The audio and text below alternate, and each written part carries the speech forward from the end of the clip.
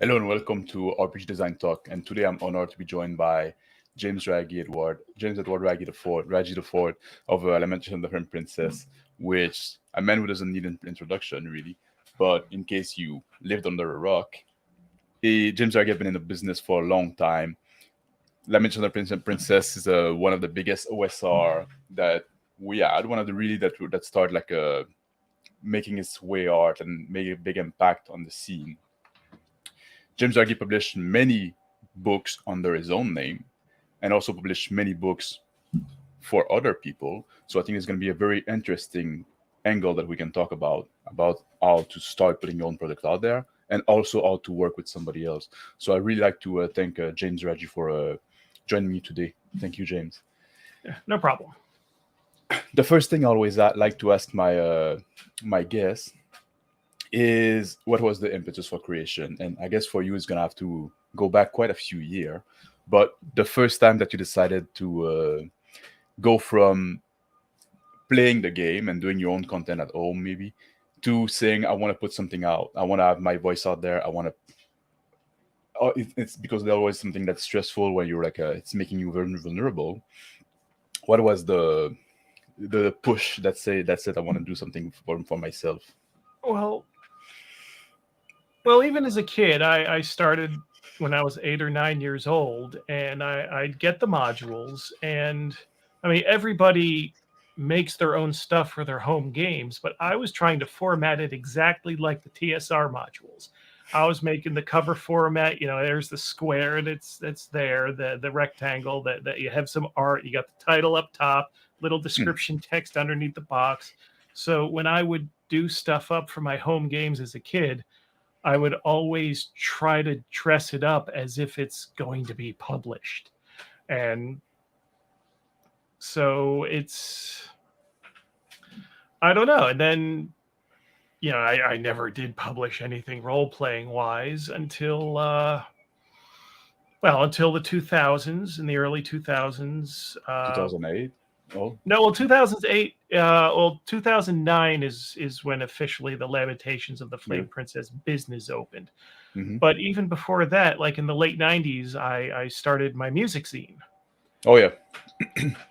And the problem with that is I was pouring money into that. It was like all of my spare time, all of my money, and I was trying to figure out how do I monetize my writing? And so I tried to do a thing where I'd like copy wrestling newsletters. I'm going to do like an indie wrestling newsletter thing.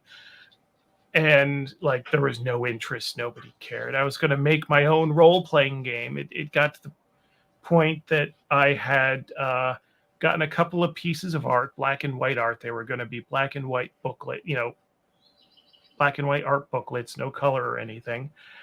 And I got to the point where I had sent out like playtest packets of the rules, and it wasn't D&D based. It was more like closer to a very simplified GURPS. Mm. But the playtest results weren't encouraging.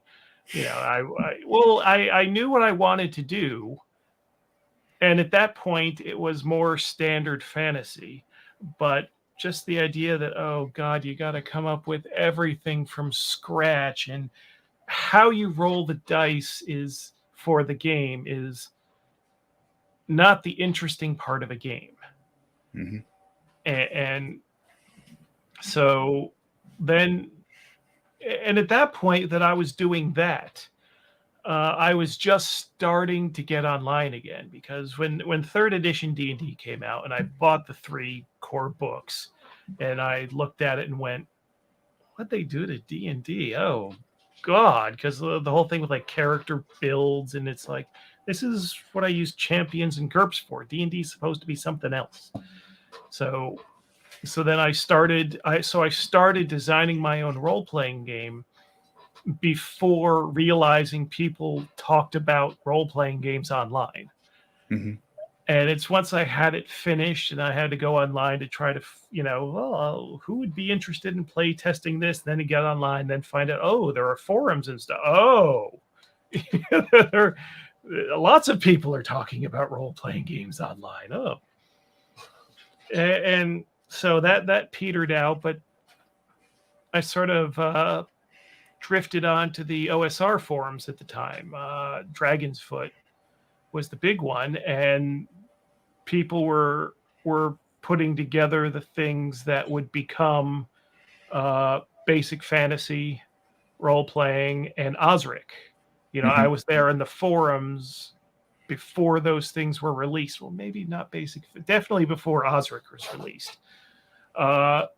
So I saw when people were talking about doing this stuff, and then it came out, and they weren't sued into oblivion.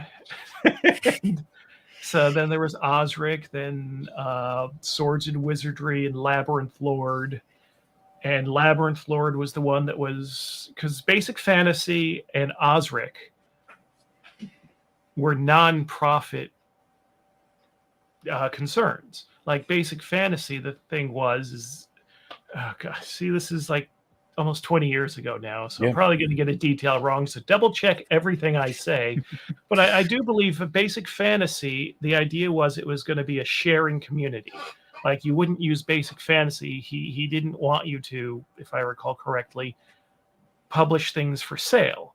But then that's what was different about Osric, that it was not intended at first to be its own rule set, just basically a resource to use to publish first edition AD&D material under the Osric name to avoid the legal stuff.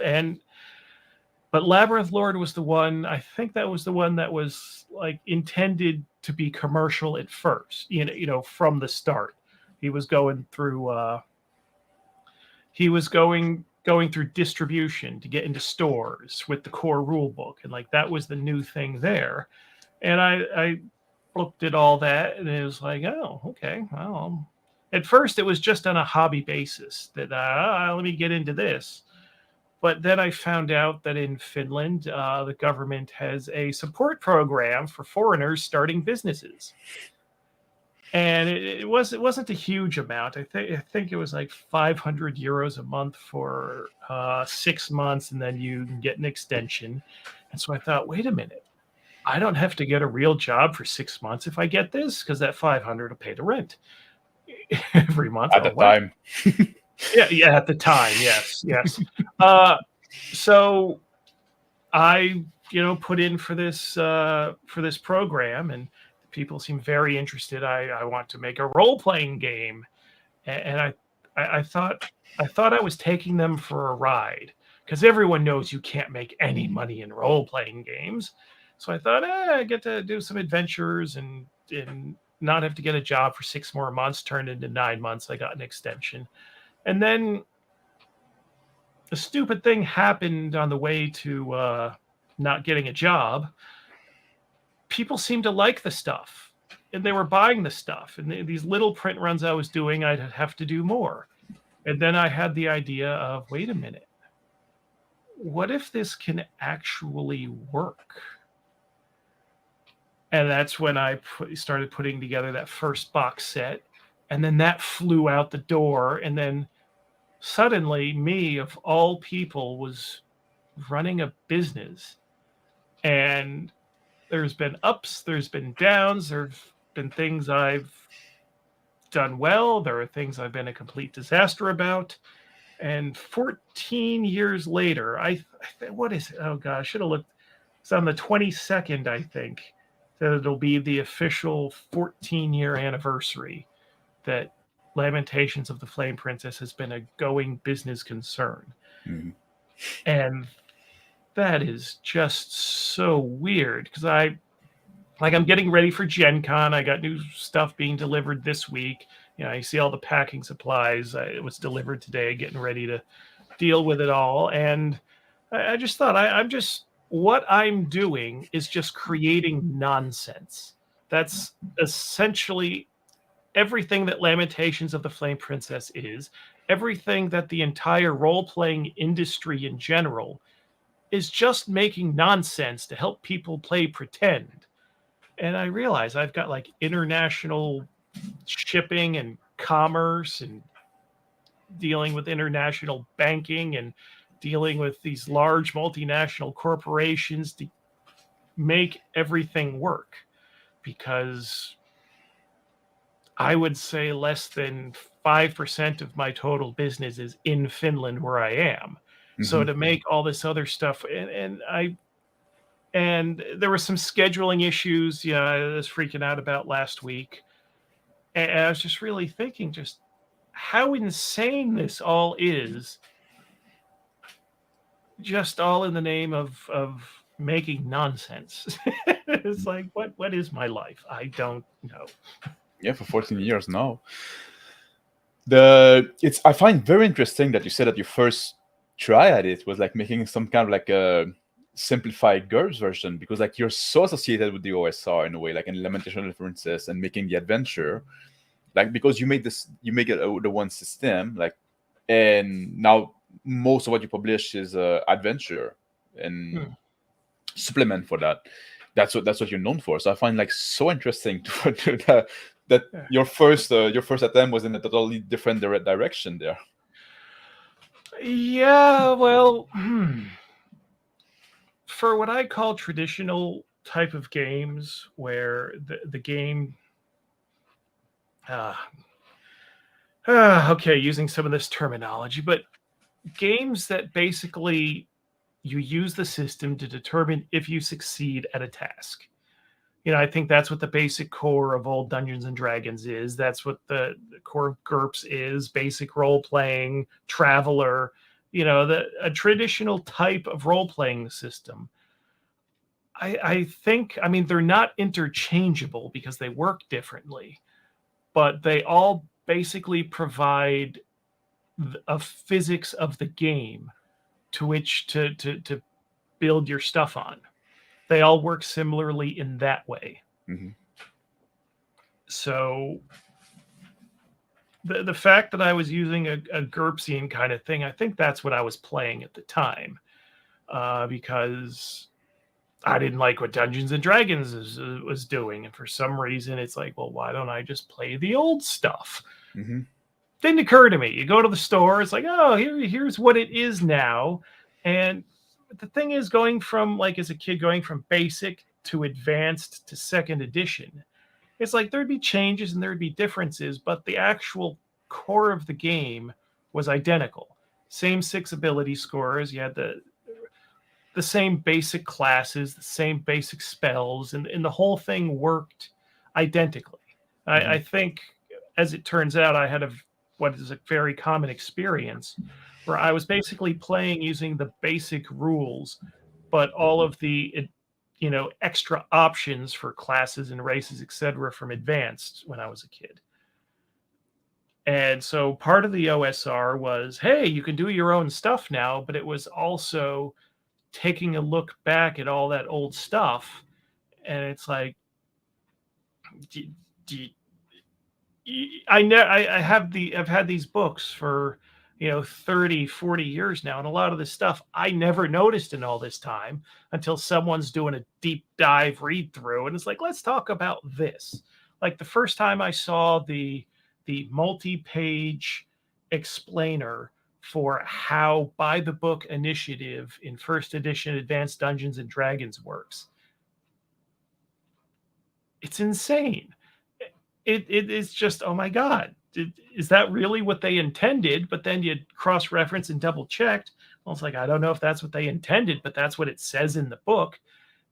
And it's not it's not that as a kid that I looked at all that and said, nah, I'll just use the initiative from the basic set. It's like I never noticed it was all like that. So having the basic Dungeons and Dragons core that was my home system. I mean, I've often said if I'd started on Traveler, maybe Lamentations would be a horror science fiction game. Just having that as the core, and then that being and Dungeons and Dragons being, I don't think it was the first, but the big open license thing in the early 2000s.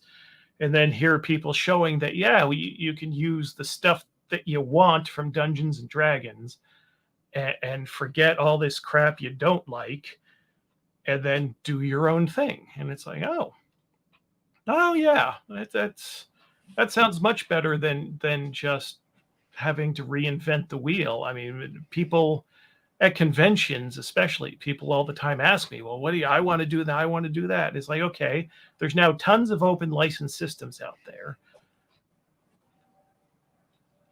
Don't think you have to reinvent the wheel. If you're conversant and comfortable and familiar with these systems and how they work, just use one of those and then add your stuff on that. It's got the advantages that you don't have to come up with all the boring dice rolling stuff from scratch, and you plug into an existing community. So because that's something that we often see with system, that as the system keep trying to stay alive in a way, they've become very bloated, and we certainly seen that with Dungeon Dragon, Pathfinder, and all those big game. Lamentation of Princess, you publish a lot of adventure, but there's not a Lamentation of Princess Advance. There's not all those extra rules. And I said oftentimes, I'm not very OSR game, but if I want to play an OSR game, I'm gonna go with Lamentation of Princess because I like how the rules are written. I like how the rules are simple. Because if I want to play on OSR, I want the rules to kind of get out of the way. And I think this provide that very well. So I think you really hit the spot there, and I think it's very good on you to resist the temptation of doing all those supplements that are just more rule and add more complexity and just go with the adventure. Okay, so I'm going to ask you a question here, and we might have to explain because I'm going to reference a video that you've done, because you say you like the Lamentations of the Flame Princess rules, but not so much all the horror stuff that I do with it. So what do you like about Lamentations of the Flame Princess as opposed to, say, Old School Essentials or Labyrinth Lord or something that has almost the same actual rules, but without the stuff you don't like? I think I like the way the rules are written. I think the books is slick, is simple, it's very understandable. I can show the rules to somebody. We don't have to argue about what the rules mean. I think you did a really good job on that. I also like the kind of default setting of something that is a little more based in reality, 17th century, that really speak to me. That's a place I like to play a lot, so that work perfectly there. I like that's a product I like. I like Vein of the Earth. I like Vornheim. That's product you put out that I like as well. But it's just I'm not big into the gore stuff. But that I can pick and choose what I want then. Right. Talking about that, those supplements, because you said I'm gonna create a company. I'm gonna publish my own game. And at some point, it was publishing your own stuff. And at some point, you decided, you know what, I'm going to publish other people's stuff. I'm going to work as a publisher, not just as a writer, not just as my own publisher. What was the time that decided, maybe this company is going somewhere. Maybe I can take a risk on putting somebody else's product out there? It was after that first boxed set was doing very, very well. And I thought, oh, this is actually going to work. I didn't know that it would be like my sole living going forward, but this was at least going to be, even if it couldn't support me, it was definitely being obvious it could be a self-supporting business on its own. And then I thought, okay, well, if I'm going to do this as a real business, then it can't just be all about me. Mm. And so, yeah, that's how that started.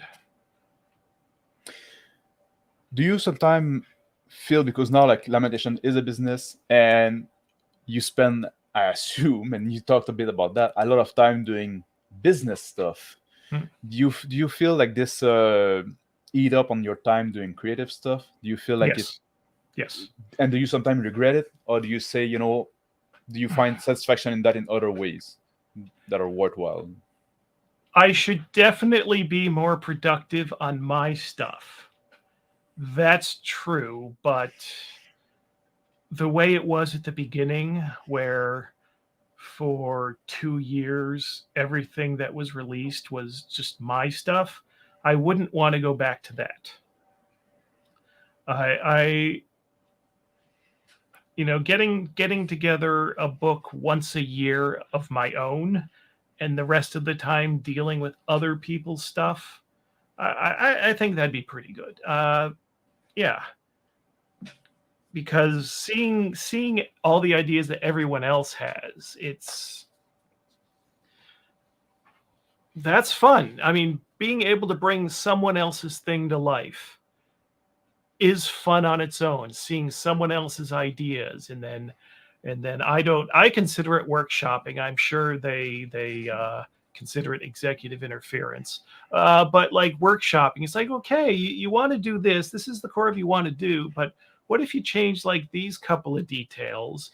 And sometimes I get the feeling they actually think, yeah, that's a good idea. We can do that. And sometimes, especially when I'm working with a new author, I'm wondering, it's like, you can say no. You know that, right? So I wonder sometimes if my suggestions are taken as something more forceful than suggestions. Because the most important thing to me when working with someone else is that they like the final result. If they like the final result, then I mean, there are some things, I'm not going to name any names, but there are some things that, I make suggestions, the people say no, or I have these things they really want to do with the book, that it's like, okay, this isn't my project. So I don't have to like every single detail. There'd be things that if it was my project, I would have done differently, but it's not my project. And if I'm just going to require everyone to change things to the way exactly how I want them, it's like, what's the point of working with other people? So there's sometimes projects where it's not on the top of my woohoo list, but the fact that I've released something, and as long as they're happy with it, then that's half my job done. The other half is then making us some money with it. But as far as the creative and the fulfillment part, it's like collaborating with someone to have something that they're happy with. It's like that's the thing, and that's great. It's I getting someone else's book fresh from the printer and getting my own book fresh from the printer are two entirely different kinds of hell. Because if it's one of my books, it's like, okay, is the binding, the printing right? Okay, that's good. Then I have to worry, is anyone going to like this? Are they going to think it sucks? And the criticism of my stuff I take a lot more personally than criticism of other people's work. As long as like, and because as long as the author is happy with the book, then I'm satisfied that I've done a good thing with the book. And if everybody hates it and it doesn't sell, then that's just the business stuff. But the artistic side has been taken care of. Whereas with my own book, it's if people don't like it, it's like I am a failure. It's then it's suddenly yeah, it's That's That's the something whole thing. I can bounce so far because I wanted to ask you, because you did put out many books now. Is that something that becomes easier over time? Do you feel like do you kind of get does your ego get a bit more solid? Do you feel like, because every time you put something out in the world, you expose yourself to criticism Yeah. that can be painful. But now, like, over time, you put out so much, you put out books for other people. You does it feel like, does it reach you less, or is it every time like the first time? Or I think it was. I think it was that I was building up a resistance, and then when the Zach thing hit in 2019, and it's not just the criticism of the situation or how I handled it, but then how people's responses to the books became a lot more personal in how they're wanting to stick the knife in. And the people that I was on great terms with yesterday are today telling the world I'm a piece of shit.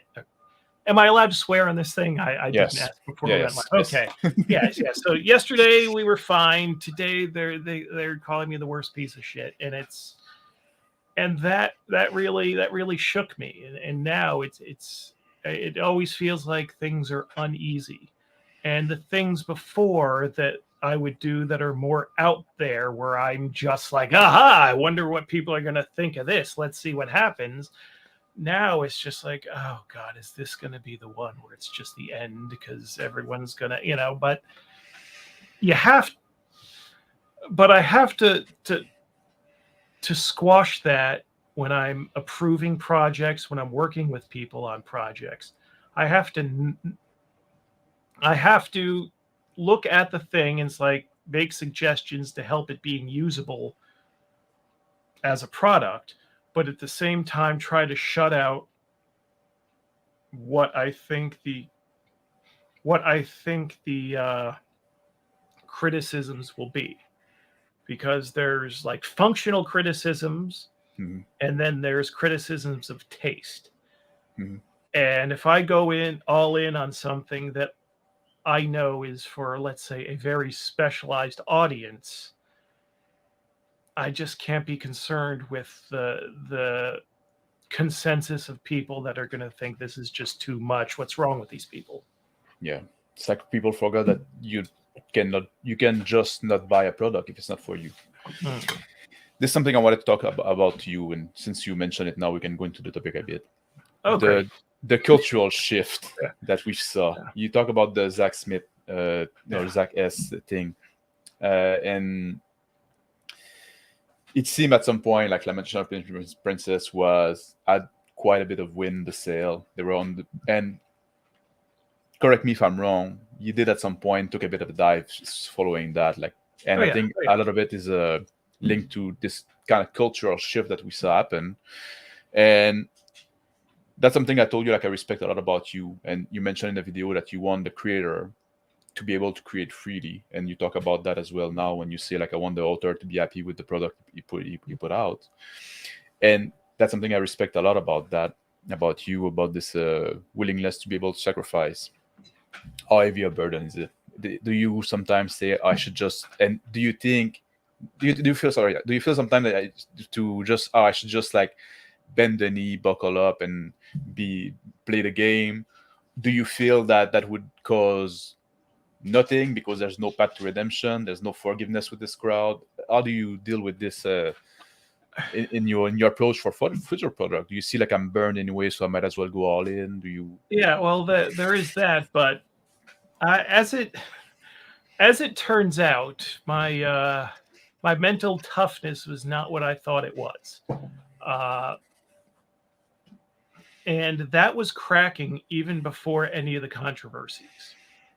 And I always have to remember that yeah, because even riding high in the summer and into the fall of 2018, Mhm. yeah, I was starting to hire people on to go for an expansion, and just the pressure, realizing like being a serious businessman, and now I'm paying someone else's rent, and I started grinding my teeth in my sleep to where they were coming loose, and I had to go to like an emergency, dental clinic and all that stuff. So when that's always happening, and then the stuff, I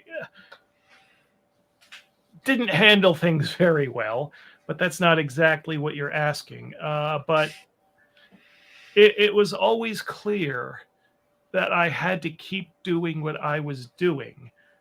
And even in the good times, I mean, releasing things like Death, Love, Doom, or Towers 2, or Fish Fuckers, or, this stuff was crazy. This stuff that, you shouldn't be doing in role playing. And it was just, there's no point in doing this if I'm simply crowd pleasing. If I'm looking at it as just a job and not also creatively fulfilling, there's a million other things I could do that would be much more stable lifestyle wise, with a much more stable income, that I can just, go to the office, do the job, and then have my free time. But if you're going to do something in the creative fields, and you have to deal with all of the nonsense, not even the cultural nonsense, but just the day-to-day nonsense of doing creative stuff. I hate that term, but I don't know what else to use for like filmmakers and authors and artists and publishers and all this stuff. Creating original stuff.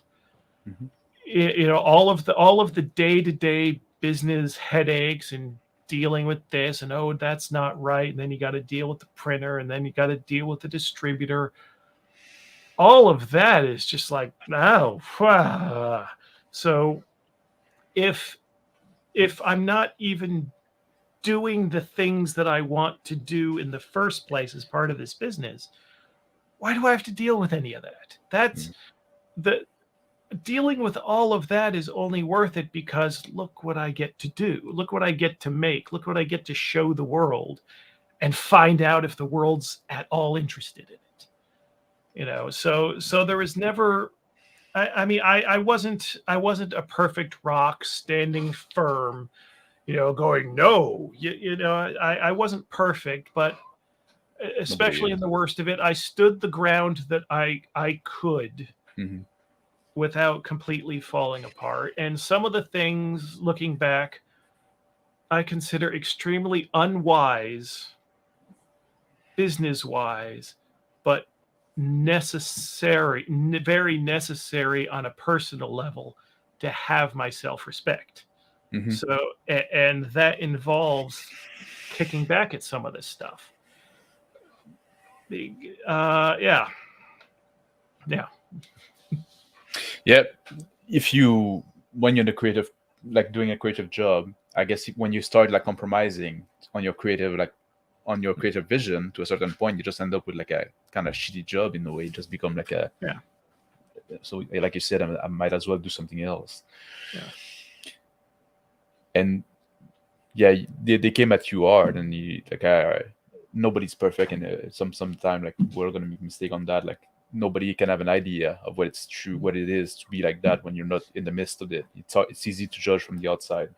Yeah, especially, I mean, it wasn't just like Twitter strangers and Twitter randos. It was like people that I knew, that I'd like met and spent time with, and it's like that's awful.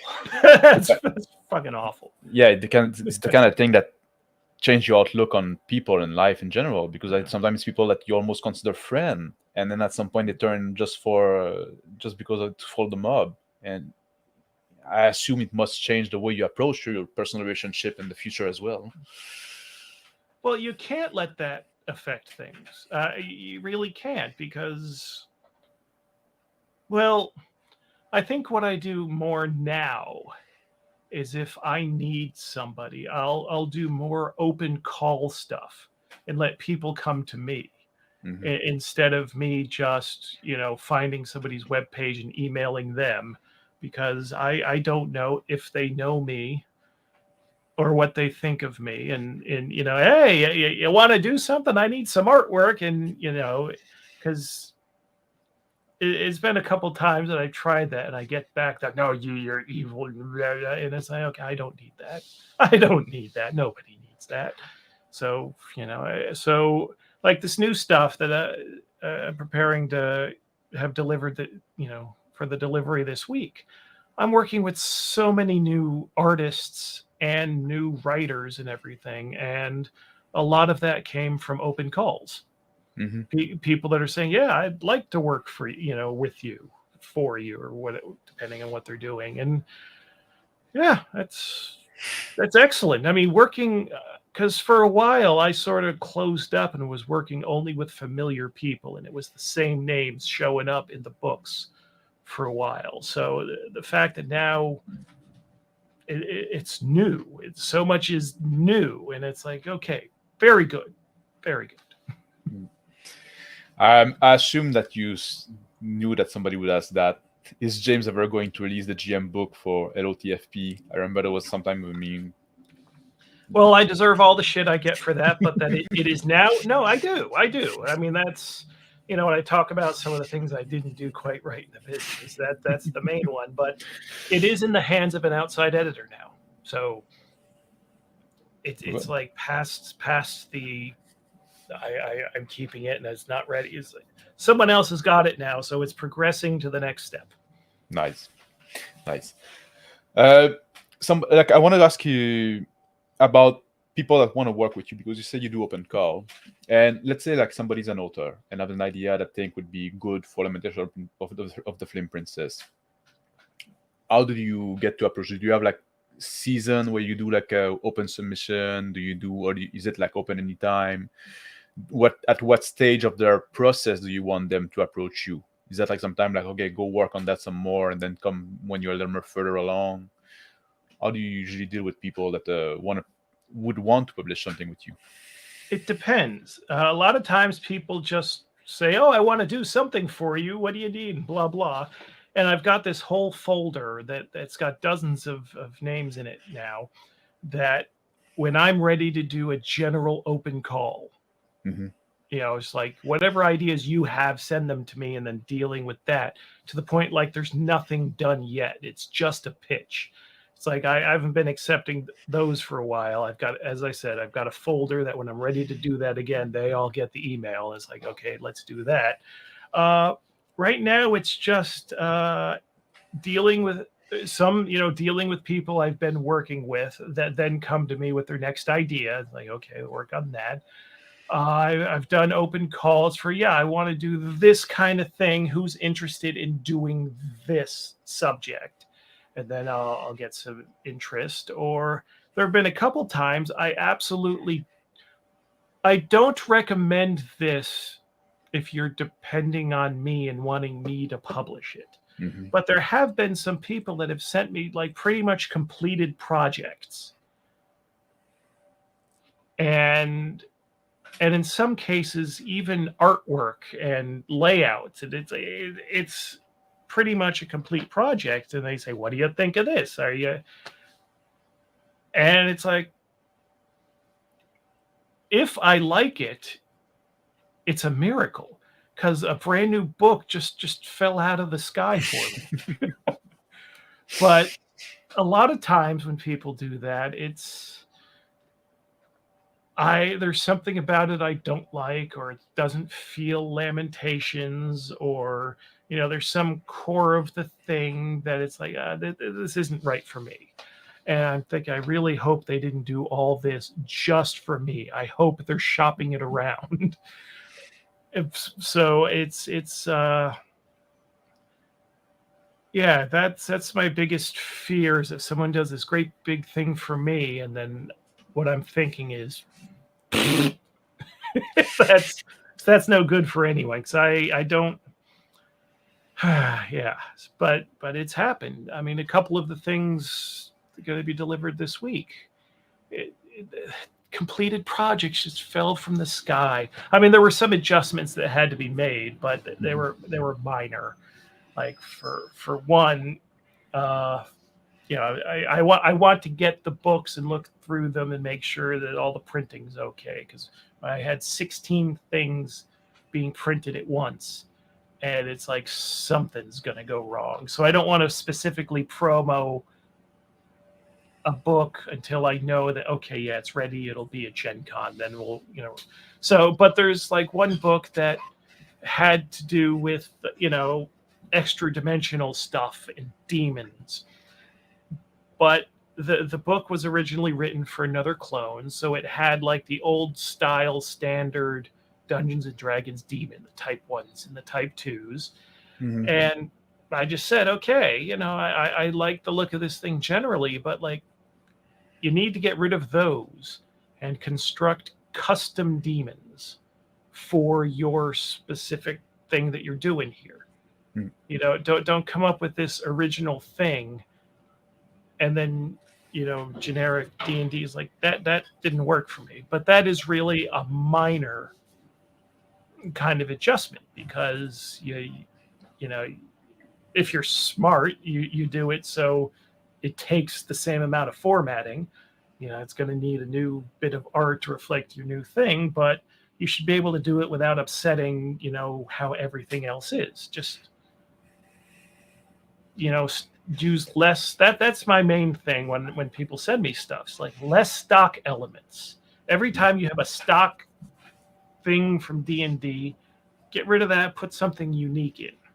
Yeah, that you asked me earlier, like what I like about the LotFP. That's also one thing that I agree with you a lot on. And it's one thing I like. I like the way you do the magic, like being a more weird, being something scary, magic item, being more unique, demon, like having less those standardized monster. Like that's something I like a lot about what you do as well.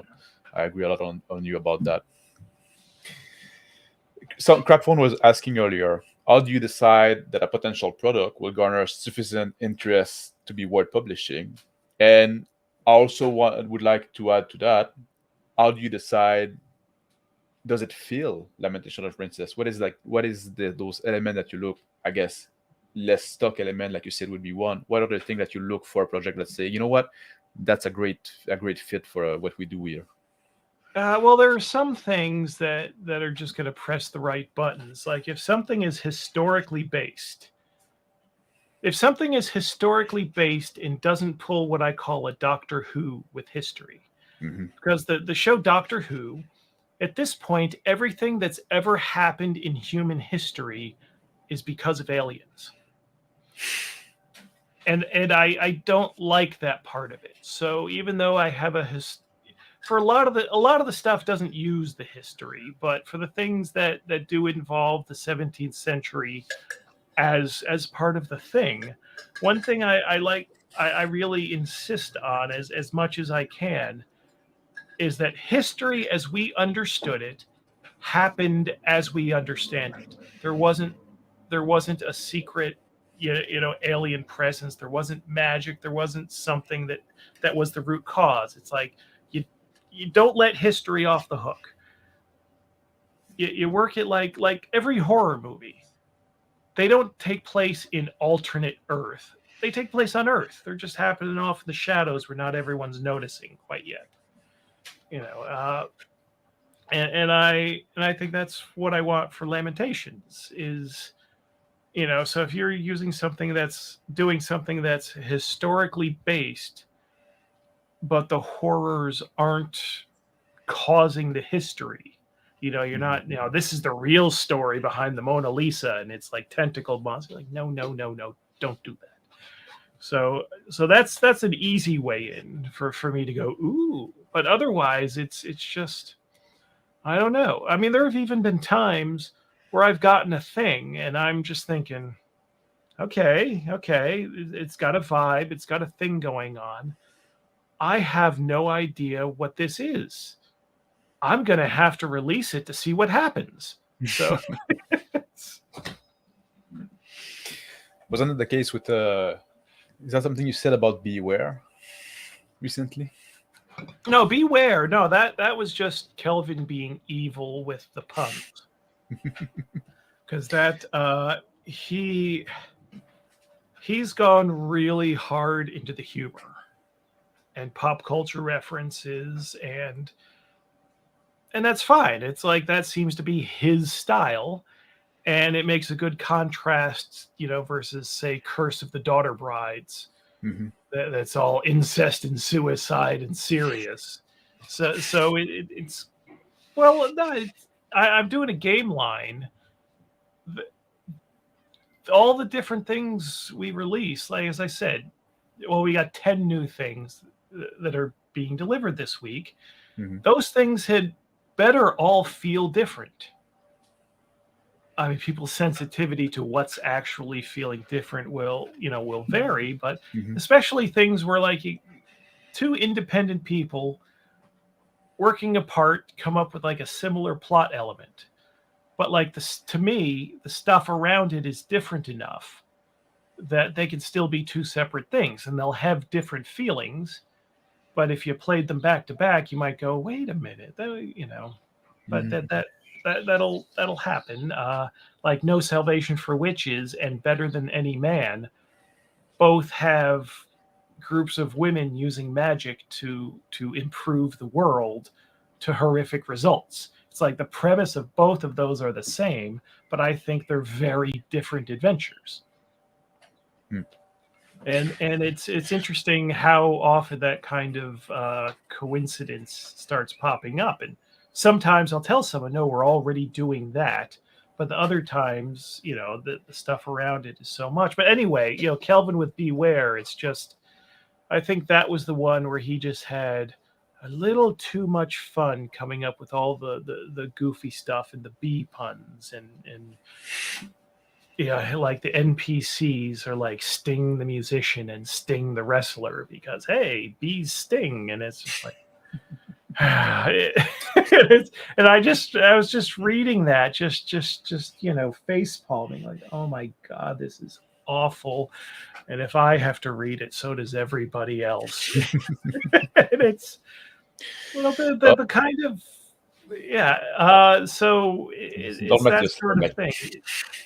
Dolmet And just said that he loves Kelvin's green works. So well, he has a very distinct voice, and even though the presentation might be goofy, and he's got a very stylized art technique, very and so that all works to create a vibe.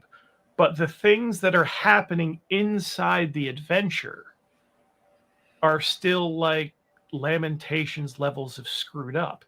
It just puts a happier face on it. The thing that reminds me, a few months ago, there's this web series YouTube channel, Viva La Dirt League, I think it's called, where the main conceit is their characters inside an MMO and dealing with all the goofy things like, what if this was real? How would this happen? There's I'm going to ruin the joke, but there's this one about the child safe, toggles, the the child controls. So so they're going around and hitting people with a sleep stick instead of a sword, and so they hit someone and they fall down and go to sleep. And someone, the wizard with the magic wand, balloon pop, and someone, is just confetti. But then they do the perspective switch to the NPC that's with them that doesn't have the child mode on. So he sees that he's cutting people to pieces with the sword, that he's exploding people with the magic wand. And it's kind of like, I don't know, Kelvin is sometimes, it's like the presentation's the child, the child safe mode, but the underneath is still I see what you mean. The Lord Matthias also asked, when someone has a pitch, do you prefer an email or something more formal, like an abstract? It's difficult to say because, again, people are, when they're saying they have pitches, sometimes I'll listen. Sometimes it's like, I can't deal with this now, and it gets shoved off in this folder. So oh God, a lot of it is what's on my plate right now when I see it will determine whether I engage with it or I'm going to put that off till later, which at this point could be much later. It's really that's the honest answer. There's no do this, and this, and I'll pay attention to it. But if you do this, and this, it's like a lot of it. What's my mood at the time? So I guess I do a lot of whining and complaining on my personal Facebook feed. It's like that's my place for oh my god, these people were in the aisle at the grocery store. There's a lot of that garbage.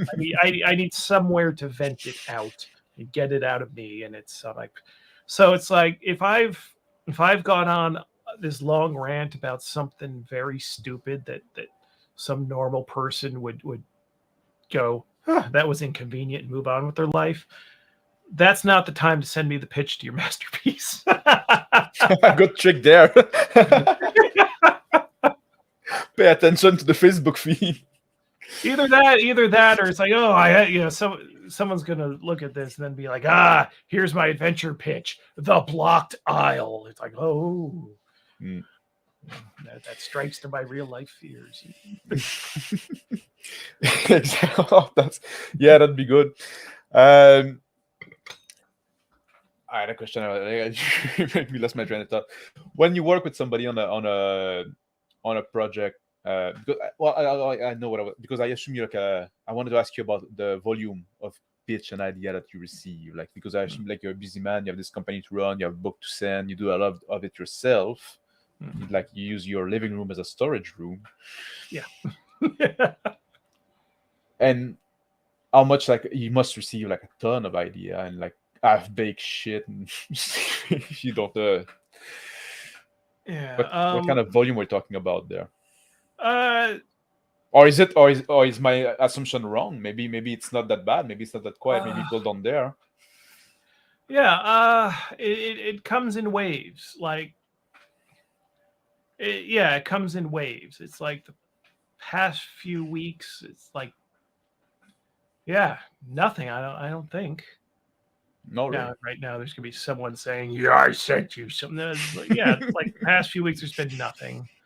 But it just depends. Sometimes, ding, ding, ding. Oh, I have an idea. And then sometimes nothing. And then, it's been light lately, which is good because I'm dealing with all the stuff to prepare for the stuff that's going to press. So, yeah. It's like I've got to, Have you seen like because now it's easier and easier for people like to self-publish with the print-on-demand stuff, with putting their service to put your own PDF out. Did you see a lot of people like chose this route instead of like instead of reaching out for a publisher? Did that impact in any way? No, because the self-publishing and everything that was already in full swing when I got started. Mm-hmm. So I think the Lamentations of the Flame Princess name, it has meaning to people, some people, and it's like the tiny record label that someone does as a side job, and then you've got a band, and you can just as easily put your own stuff out in Bandcamp. You can just as easily press your own CDs and sell 500 of them out of your garage.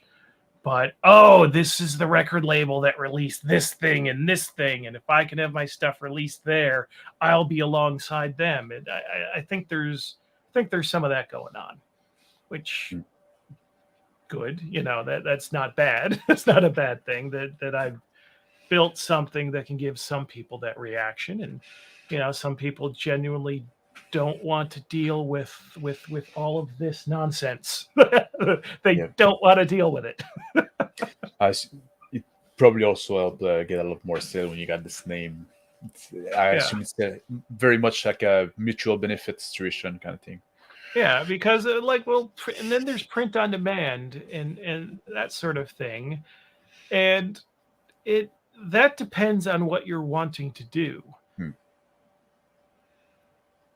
Because there's a lot of things that print on demand doesn't do very well. I mean, if you have a standard format thing that's going to fit into their pre-designed parameters, and why not? If especially if you're not serious about publishing, because you're going to get a print on demand book that's for the most part these days, it's okay. It's not spectacular, but it's fine. Most people, when I go down to the game store and look at the new books, I'm more like looking at the binding and looking at the physical construction and how it was produced, more than I'm looking at the content, because it's like, I'm not buying anything for this game, but what are they doing production wise, And if you don't care about any of that, and if it doesn't matter, and if you're not expecting, if you've internalized that it's, this is just going to be a side thing for me, then yeah, you don't need the hassle of wanting everything to be perfect and needing that foil stamping on the cover and making sure the sewn binding and the end papers are printed just so. There's people that care about that and people that don't. And the people that, and with print on demand and everything, sometimes the less people involved in a process, the better. Now, of course, with print on demand, you have the platforms you have to deal with.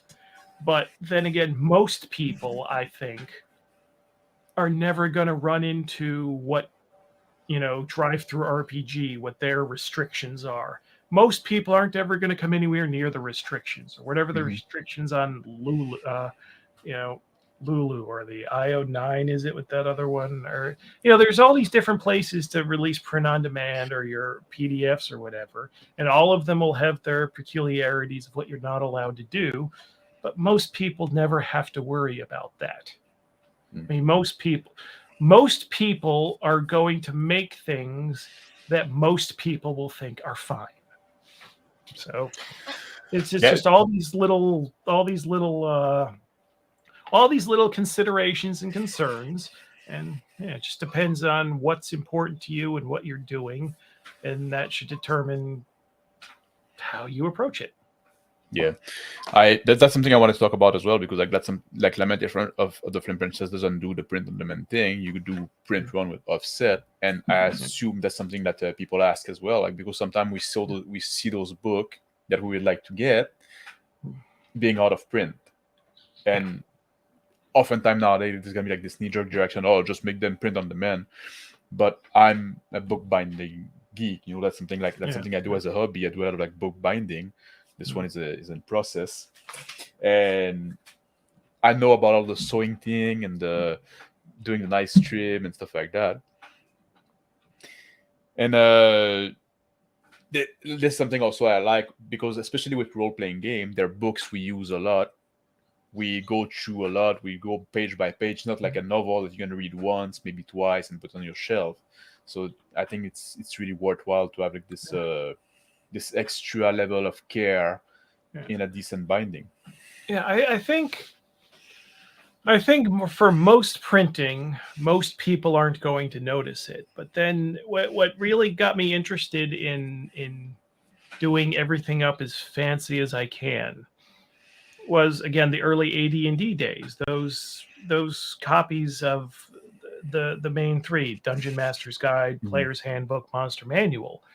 Those ones that were printed early on, those I say this and people are going to come out of the woodwork, but those things are still rock solid. If you haven't mistreated them, though, the bindings on those things are still solid. But I remember getting the Unearthed Arcana brand new when it first came out, and those pages were starting to fall out real quick. So that kind of experience is like, okay, there isn't just make a book. Everything about a book is a choice. Depending on how thick the book is, whether the spine is flat or round, whether there's a little bit of ribbon, on top, there's different kinds of glue bindings and the sewn binding. It's not just a checklist. It's like everything is a choice that has to be made. And sometimes I've been ignorant or overlooked something. And for example, there's a couple of books that we've released that have a matte finish instead of a glossy finish. And every time I've received that, I was like, oh. So now I've got like this checklist, but because like a gloss finish makes colors pop more. And the matte finish, of course, it dulls it down a bit. So when you get something you're hoping is have the colors radiate off the book, and it's just like, oh, I've just printed 2,000 of these. Okay. Now is the I meant to do that portion of the proceedings. Yeah, it's a bigger commitment. Yeah. I wanted to ask you something, because something like you said, like, yeah, okay, Print of the Man was around when you started Lamentation of the Flynn Princess. What wasn't so much around was the crowdfunding. And this is something that you never really engaged with. Am I correct? You never like went on to a Kickstarter and stuff like that. Is it something that you ever considered? Oh yeah, that's one of the problems with the referee book, is that is a late crowdfunding thing. Oh, I see. Yeah. But as I said, it's on to the next step. It's on to an outside editor, so it's a thing that exists. There's work that's been done. I've just been a fucking moron with allocating time and resources to it. So that's. But yeah, my recommendation for that is have the thing fucking done before you start the crowdfunding process. That's it. That's the advice for hard-won experience. Yeah. And you mentioned the restriction that you have with drive-through or with Lulu and stuff like that. I know this is if this is at a sensitive topic, we can avoid it, but I want to ask, because I know like there's this committee thing that you have to submit a project to drive-through, and you released recently a book called, and I try to pronounce it properly, White Power, with the accent. WIGHT. Like that's, yeah, exactly. No, it's behind all the things there. Yeah, okay, that. Yeah, which is sold on drive-through with title redacted. Yes, title redacted. Yeah, I have to submit everything to drive-through ahead of time before I can set it live, which is funny because the person that receives the publisher services email doesn't know this. So what happens all the time is that every time I got new stuff to send to them, I get the email back saying, no, you just send it live, just do this, this, and this, and the stuff's live. And it's like, wait for it. Okay, and then here's the email from a higher up going, oh no, we'll review these. And yeah, they it kind of sucks, but they are the place to go. It's not like I can just go somewhere else and make the money and stick it to drive-through. It's if I just pull off of drive-through, then that's just a lot of money that I'm out. And the drive-through money just from my share of the drive-through stuff. This is after everyone's getting their royalty cuts. Pays my rent. I mean, so to say, I remember once upon a time I did say, well, if they pull any of my stuff, I'm pulling it all, but it's as things grow and I have, this constant reliable revenue stream, which I know isn't really reliable. It's people every month deciding to buy the stuff. So it's not reliable income. It's actual continued interest from people. And I always have to remember that but I think of it as, oh, that's my rent money. It's not so easy to just decide that, oh, I'm going to impoverish myself by making this grand sweeping gesture. And it's they got the power. I'm always interested by that, because a lot of people are unsatisfied with drive-through, and I myself try to not buy anything. Like sometimes I will buy something if something is only available that it's something I really want. There's some stuff I kind of want, but I don't want to support. I don't know. I have problem with the censorship they do and stuff like that. Like you mentioned, I like people being able to create freely, even if something I don't like. I'm not forced to buy it, and it doesn't bother me if it exists on the same platform that I support. But and I understand for like smaller creator, and I think it's interesting to have your perspective on that. Like smaller creator, like they say, well, people browse on drive-through. I don't know why you would do that. The site is awful, but apparently people browse. But it is better than a lot of other sites that you'd get gaming PDFs from. And I have to say, especially the back end on drive-through, the tools and everything they're excellent. I mean, there is a lot of value that drive-through brings to the proceedings. There is that, yeah. Because there's always a question, like at some point, like a platform that sell PDF does need creator as well. So there's kind of like this relationship, like do the creator need the platform needs the creator. Like there's kind of like supposed to be a mutual relationship. And I'm always wondering, like if somebody was big enough and had a loyal following, which I think is the case for LotFP, if they were to say like, oh, we're gonna go elsewhere, would people follow, or would people like just, because do really people do that, just browse drive-through and they say, oh, you know what, I'm gonna pick that while I'm there? They look for something to buy. It's not something I do. I don't know if people in chat there. I have it in my head, and this is probably completely incorrect, but it's how I think, that like the dedicated people get the print books, and the people that are interested but aren't, LOTFP, you know, they do PDF. Because the PDF is the cheaper option. It's you know, you don't have to go to my site to get it. You don't have to wait for it in the mail, or you don't have to go down to the game store. You just go click, click, click, and it's on your computer. And I think that the fact that it is the place to go for role-playing PDFs,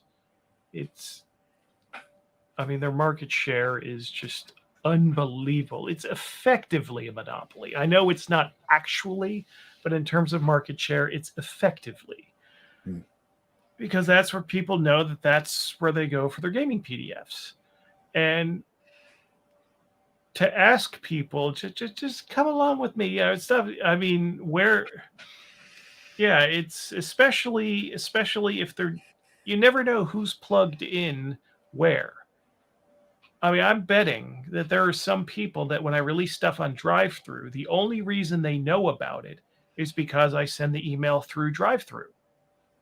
Say, hey, we got new stuff. And so someone who hasn't thought about me or my stuff at all since the last time they got the email on drive-through, they're like, oh, okay, well, I'll get that then. You know, I hope there's not that many people like that, but there's got to be some. Hell, it might be the majority of people buying stuff on drive-through. You know, it might be that the people that I'm selling to, they're not Lamentations customers, they're drive-through customers. There's going to be a non-zero amount of that, and you know, I'm not hip enough on interrogating my audience to find out what's what. But yeah, it's my experience is that new platforms increase sales. They don't cannibalize sales. They don't like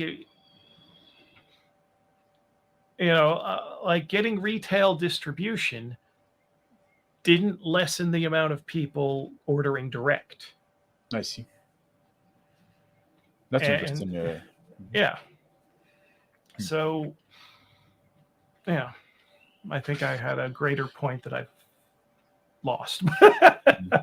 Because like with those platform too, like I bet there's always kind of a chicken and egg situation that like, oh, it's the place to go, so people go, like people put their product on sale there, but then it becomes the place to go, especially since they entice you with this exclusive deal. Then it becomes like a kind of like a self-fulfilling prophecy. Like at some point, like it's a place to go because that's where people are. You know, it's like Facebook. Everybody can complain about Facebook. We all wait for something better to come out, but when you are the first to do this kind of thing, you got a big advantage. And if you want to do something else, you have to not be better, you have to be like 10 times better. There's like what we call it the network effect. So I think that's a big. I don't know. Sometimes I'd like to see broken, but it's hard to get through. Yeah, well, You it would mentioned. be good if there were a number of viable alternatives that. Mhm. But the problem is, you start up something, and if you decided that you're going to create an alternative to drive-through, you've got to decide, well, why am I doing this? Am I just wanting a piece of their pie, Mm. or is there an actual reason behind it beyond just pure money-making business? Mhm. And then how do you publicize to people? Yeah. Because I know, for example, once like I won't name names. But I'm sure a lot of people listening to this know what I'm talking about. If you think, oh, I don't like what drive-through did, I'm going to create my free speech alternative. Yeah. That's then right away. I mean, then right away, it's like the main thing you're doing is you're not offering people a gaming store. You're expressly making it a political thing. So then you're dividing audiences, you're attracting some sorts, and you're directly repelling others.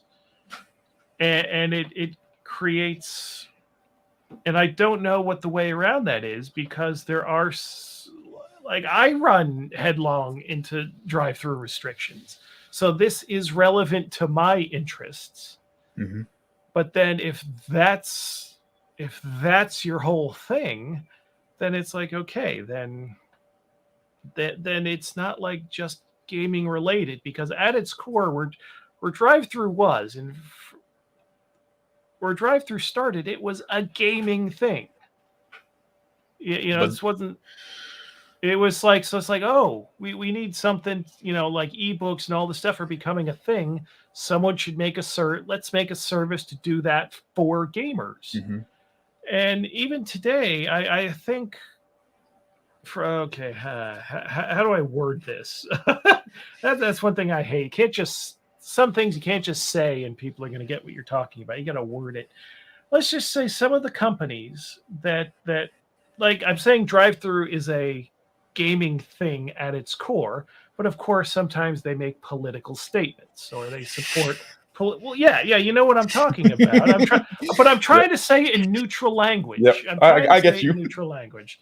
And that's the thing. And to me, that's I mean, it's not like just drive through is doing a radical thing. Lots of companies that are wanting to, that are out there ostensibly appealing to everyone are doing the same sort of thing. Mhm. And so like, they do it, and then there are some people being, why are you doing that? That puts me off. And if they don't do it, people are going to be, why is this big company not showing the same support everywhere?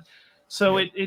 I understand that they're also between a rock and a hard place, because I think they wish they could just sell all the gaming stuff to everyone without anybody, sniping in their ear.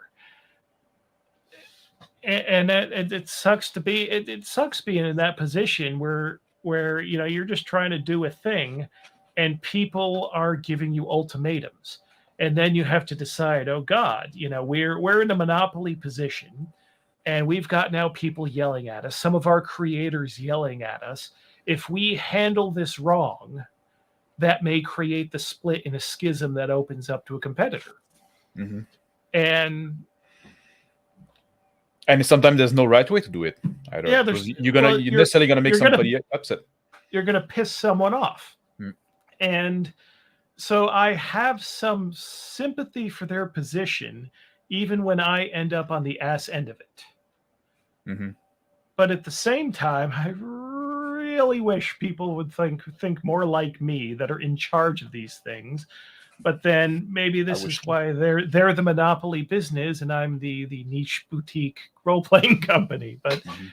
yeah, it's Because like we, like Paddy's Parlor as was mentioning Giant Slayer or Big Geek Emporium, which yeah, I'm friend with the people of Big Geek Emporium, and I don't yeah. know the people from Giant Slayer game. They seem like decent people from what I've seen. And you mentioned like, oh, if you come here and you say what I'm gonna do is like it's gonna be a gaming place that is free speech, you're doing a political stuff. I mean, if that's what you're leading with, but I find it kind of sad that it is seen as a political position, because like free speech should be like the default position in a way.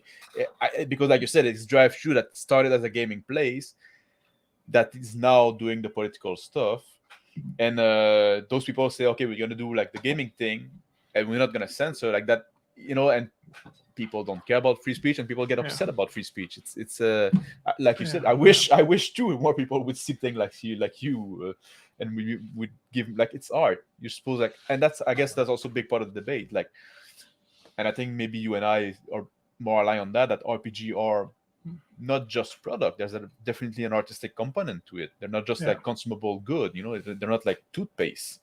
So I think it's important to give like creators some freedom there. As far as the alternates, another thing that's I'm exclusive with drive-thru right now, just because that's easier. But one of the reasons I went exclusive with drive-thru all the years ago is when I had my stuff on several different platforms, all of the sales combined from all of the other platforms didn't add up to that 5% advantage I'd get for going for exclusive with drive-thru. Yeah. And especially that thing, that the big sale that I had in May with that situation. Mm-hmm. I mean, that 5% was the difference of thousands of dollars. I mean, that. So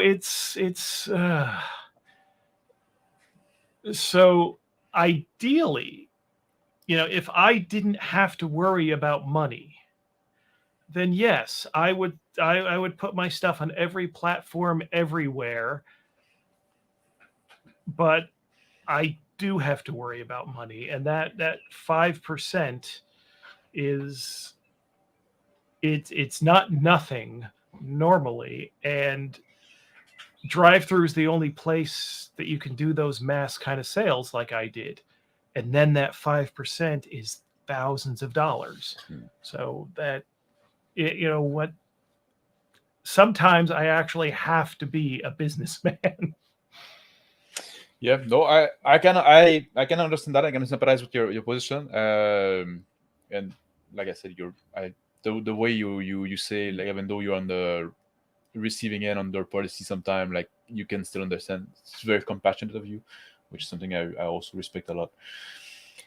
You mentioned earlier that oftentimes people like get the product because you send the newsletter through drive-thru, which I want to move away a bit from the subject, but I want to talk about marketing. How do you? That's the thing. You got the YouTube channel. You got people that I assume just follow you. You got that newsletter to drive-thru. How do you, when you have like a product to put out there? How do you? Did you ever try like stuff like YouTube ad or Facebook ad or stuff like that? Have you seen any kind of like effect like that? I guess crowdfunding. Facebook ads, I keep running into problems because the promo art I'm wanting to use gets flagged by Facebook saying, no, you can't use an ad for this. And it's like, oh, come on. It's frustrating sometimes because like you can go on YouTube and see any damn thing. It's like I can't think off the top of my head of like any artist whose stuff isn't on YouTube. And now it's like officially there. They're now like little official channels where the distributors and the record labels and the bands are sometimes putting their full albums out day of release on YouTube. And this is even like the weird, gross, explicit, nasty stuff that's there. And and it's sometimes even on Facebook, these bands and everything, they've got Facebook pages. And I sometimes, just forget that they will have different these platforms have different standards between what standard to just be there and what you're trying to promote.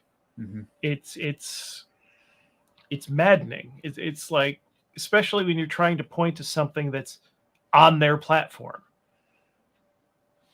And so I think definitely the marketing is the weak point, because there's really, it's like in the old days, you can take an ad in Dragon magazine or whatever smaller gaming magazines, and that would have an audience, and that would have that would spread some awareness. End of this month, beginning of next. I mean, I'm doing RoboCon here in Helsinki. Then I'm back at Gen Con, and that really, Gen Con are going to be passing out 1,500 catalog booklets with an adventure included, and so that's. But otherwise, it's amazing how things get throttled. I mean, let me take a look here. I've got. Supposedly I have over 3,000 followers on the Lamentations Twitter. And an hour ago, I put up the link to this chat, and it's like, okay, it's got 103 views and 3 likes. It's like, is that? It's like, so it's like, okay, so people aren't. How is that working? Are people? I've heard anecdotal stuff. You put a YouTube link on Twitter, and it doesn't reach. It doesn't get out there like other things do. And it's like, are the platforms doing that? Because everything that I would do, 4 likes now, and a retweet. I bet someone's listening to this doing that now, just to. But it's so. I mean, everything that I would put on these platforms like Twitter, on Facebook, where supposedly thousands of people are supposed to be able to be looking at what I'm posting, they're all pointing somewhere else, to my website or the web store or YouTube, or and it's like, how are these algorithms working? I mean, because I know that that was me. Yeah, see, you knew there was someone on stream doing that. But it's like it's the way the algorithms work. It's like they're encouraging you to buy ads to promote your content and all that stuff. And it's difficult for me. I'm technologically impaired. I have a general idea of how things work and then fall down on the specifics, but it's like buying an ad on Twitter. Is that good money? I remember one time trying to buy an ad on Twitter and told me I wasn't allowed to because I'd sworn in some other posts. It's like, I'm not swearing in this. What is what? That's strange. So it's like, where do you go to get your stuff out there? And you think, we can just send stuff to reviewers, but it's like, okay, then you start hearing, the big reviewers, they want money to review stuff. And it's like, is that true? Am I just going to email some YouTuber? Yeah, do I have to pay to get my stuff reviewed? So, and then I've heard of people, that if they review my stuff, they get some shit. Or, there used to be a guy that even as of a couple years ago would review my stuff on RPG.net. And I think it was for the last set of releases. I emailed him saying, I send you more stuff. He's like, no, don't bother. They won't publish reviews of your stuff anymore. Silly. Yeah. So, yeah, the marketing thing, I'm definitely, I was a little slow last year. I did Gen Con, but not my usual slate. But I'm picking up the conventions again, bigger schedule. And that seems to be right now the best way to get in front of people and show them the thing. Because who pays attention to online ads anyway? When's the last time what are my options going to be? I'm going to take out a YouTube ad and make sure that you can't skip it. Oh, that's going to be lots of goodwill. To tell you the truth, like I use Brave browser. And not too long ago, I went to YouTube with the shield down, and I had the first time ad in forever. I thought YouTube was unwatchable. I'm not seeing those, and I assume that people that are getting served YouTube ads might not be the type of people that buy your products. Yeah, and maybe there's a then I hear things, and there always seems to be disagreement with how bad it is. But some of the bigger relevant discussion groups or groups on Facebook or on Reddit, I was like, can you talk about LOTFP stuff? Some people says no, they took it down. Other people say it's okay. So it's like, now again, if I show up and start spamming, hey, we've got new releases, no one's going to appreciate someone coming in just to advertise to them. But I've found that I'm less and less interested in just following and participating in the general RPG chats. Like message boards. That's like Google Plus, I think, was my last big, I'm going to be talkative in everything, because even then, I mean, the reason I left Google Plus, because it was like, blah, blah, blah. Why are you letting this person comment under your post? You should block them. And it's like, and it's just more and more and more of that. And it's like, there's nothing good happens from engaging with that again. That's something weird. Like, why ask the people like, oh, block this person from commenting on your post? Like, you can block that person yourself, and you won't see. Just like. No, but the point is, by allowing them to post under my stuff, I'm giving them a platform. Yeah, I hate that. And it's just like, oh God.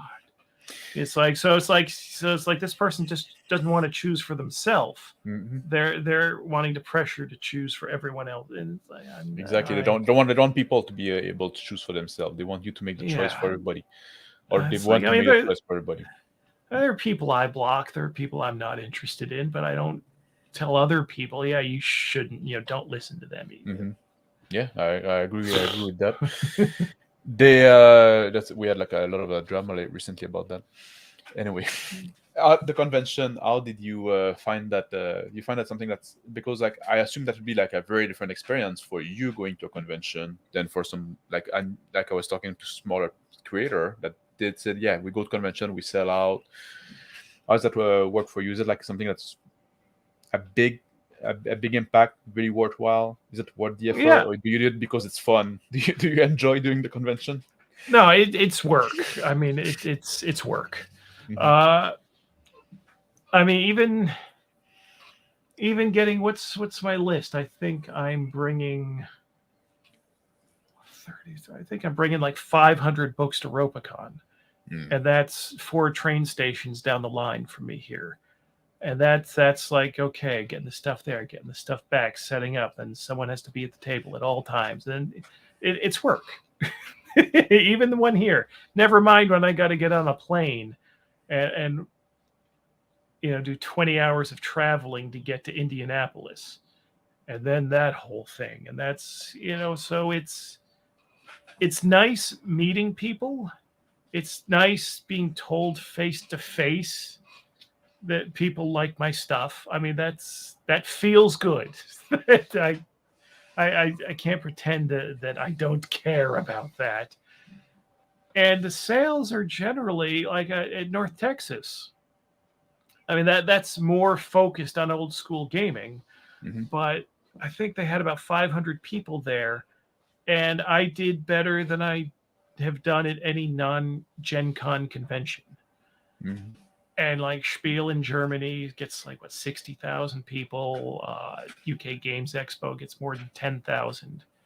And even pre-pandemic, I wasn't hitting those numbers at those places that I did at this 500 person convention that was more, focused on the rules system that I play with, even if a lot of people aren't into the exact aesthetic that I pursue, but there were people finding stuff that they liked and very good. And Gen Con, it's like this great mass of humanity. And then just like there's enough weirdos to make it very profitable for me to go through the whole rigmarole of getting me and my stuff there and back. It's a hell of a thing. Although North Texas, it was very nice because like I'll go to Gen Con and like there will be 2 or 3 booths that I want to hit that I'm interested in what they're selling. But at North Texas, I was like, I could spend thousands of dollars here. Ugh. Like usually at these big conventions, there'll be people with like suitcases or carts, and they've just got piles of stuff that they must be spending thousands of dollars. And I've never understood that until I went to the North Texas RPG convention, and pretty much everybody was selling something that is at least somewhat relevant to my interests. Mm-hmm. Somebody was asking earlier, and I forgot to ask. Like, were there a time where you directed creator to an alternative publisher that you felt would work better for the project? Is that something like somebody approached you and say like, this product is good, not just for me. Maybe if you want to work with somebody, go see this other guy. Yes, I have. Yeah. Yes. No. Rick still got his answer. That's yeah. I don't want to. There have been times where. Okay, I'm not going to say who, but there have been times when people that maybe people have heard of outside of role playing, I've had conversations with them, and their ideas of what a gaming product looks like was very influenced by 5th edition adventure paths or Pathfinder style adventure paths, and so and that was so baked into what their idea was that it's like, okay, that's not something I can't work with this. Victor asked, well, he's commenting like, Victor, like he put like a lot of supplement for his thing is guns into a sword product or into RPG product. He say, I've been pondering about an idea for a LOTFP would be weird occult World War One. Would that fit in kind of like the credo of what you're doing? Would be like too much out of the 17th century kind of vibe? I think it might be a little too much because that's so far into the modern age that the entire feel would be different. Because even something like Carcosa or Red and Pleasant Land, they don't take place in the 17th century. They're somewhere else. But it's sort of built into fantasy that you can go somewhere else. So it's like a little string that connects it to like the mass. But like World War I is like such a completely different thing. I mean, I think that's the sort of thing, I've got the license to declare your stuff LOTFP compatible. Because that's it's kind of like a business decision. It's like I want everything at my table to have its own identity and feel different, but I don't. It'd be. I know this is standard for gaming companies, but it would be weird because that would feel like that would need to be like a separate game line kind of thing. And it would be weird for me to be having LOTFP historical, LOTFP science fiction, LOTFP World War I or World War II. It feels like I'd have different lines going, and that's. I don't know. I got my hands full doing what I'm already doing. That's. Yeah. I don't know. I think logistically, in a perfect world, that shouldn't matter. But I gotta, this is not a perfect world. Yeah, well, LOTFP does have like this very strong identity that we, even though like they go in different places, like we can tell once we know kind of what to expect in some way. But you have like this LOTFP compatible license. That would be a way for somebody to say like this game is compatible with LOTFP, even though it's not within the brand published by you. That's something that How do a creator goes about to have access to this license? Is it something that's freely available, or is it something that you have to ask permission? How do you go? No, it's freely available. The main thing is that you have to send me a copy in every format that it's published in. Oh, okay. That's the deal. And then even so, I mean, I'm gonna have to tell people this anyway. But like the boxes that are on the table there, when I got the money from the drive-through sale, I was thinking, this one third-party publisher, they're like doing an actual print run of some books. Mm-hmm. Maybe I'll just get some of those to add to the stuff that's at the table at Gen Con and EuropaCon, and that's what those are. I just, bought a couple hundred of somebody's third-party thing they were putting out as, a properly printed hardcover book. And that's certainly not something I do out of habit, but it was just sort of the timing. It's like, I have this big pile of money. They're just about to send it their book to press. That's so Because sometimes strange things happen. you like you mentioned like having LOTFP science fiction stuff like that. Like we Victor asked now, what license did Grim Jim do? You I assume you heard about Machination of the Space Princess. Yeah. Well, the thing is, though, was it using any of the product identity? I was talking to him. It's not like it was a surprise that it came out. Mm-hmm. But that was so long ago, I don't remember the exact circumstances. Yeah. But yeah, clearly the way he used the name is clearly recognizable. Like that. We know it's a kind of like in a sense that it's an inspiration by LOTFP. But I was wondering that too. Did he? So you know before it came out. Yeah, I think that's I think that was I still talk to him occasionally, but I think that was more of a time where we were like talking a lot more often, and he mentioned doing that, and I was like, okay. I'm sure I had some conditions of don't do this or this, but I don't remember specifics, and I don't remember. I've got it. I haven't looked at it in a while, but I don't recall having problems with it when it came out. So. Mm-hmm. Patty's asked, did you have any aspiration of created LOTFP board games, word game, or card games? Is that something that ever crossed your mind? No, because I'm not really a board game player. War games, it would. I think that would be a matter of, again, why reinvent the wheel? There's some war game systems for the 17th century. It would. It would basically. Why not just do like a chainmail type supplement that goes on top of that for the LOTFP horror stuff? Card games, I'm not a big card game player. I've got like 3 up there that are on the shelf. But the only thing that really struck me as a good design, and again, it's already taken because it was done, is Gloom, where the idea that you have to bring all the suffering onto your family and make, the more suffering you bring on your family, the better. So the strategy is to make happy things happen to everyone else. That's how you stop them from winning. And that I think has the right kind of mix of humor and darkness. So in a different world, because there's like different flavored versions of Gloom. I think as far as I'd want to go into card games, an LOTFP branded version of Gloom is like the ideal in my head, because I'm not a big card game guy, but some things here and there.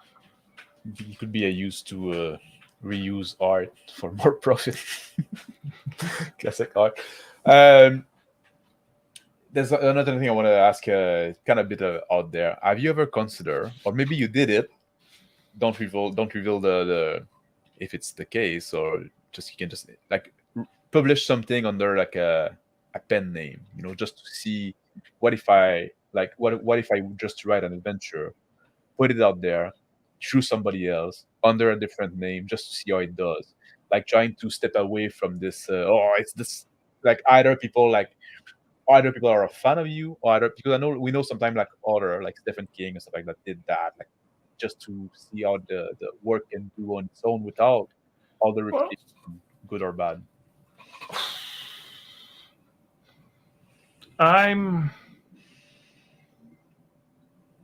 Not all of the names that not all of the authors that I've published use their real name. But they're not trying to be someone else. It is just, yeah, yeah. But to do that, to see if it worked, I'd have to release it not through LOTFP. Yep.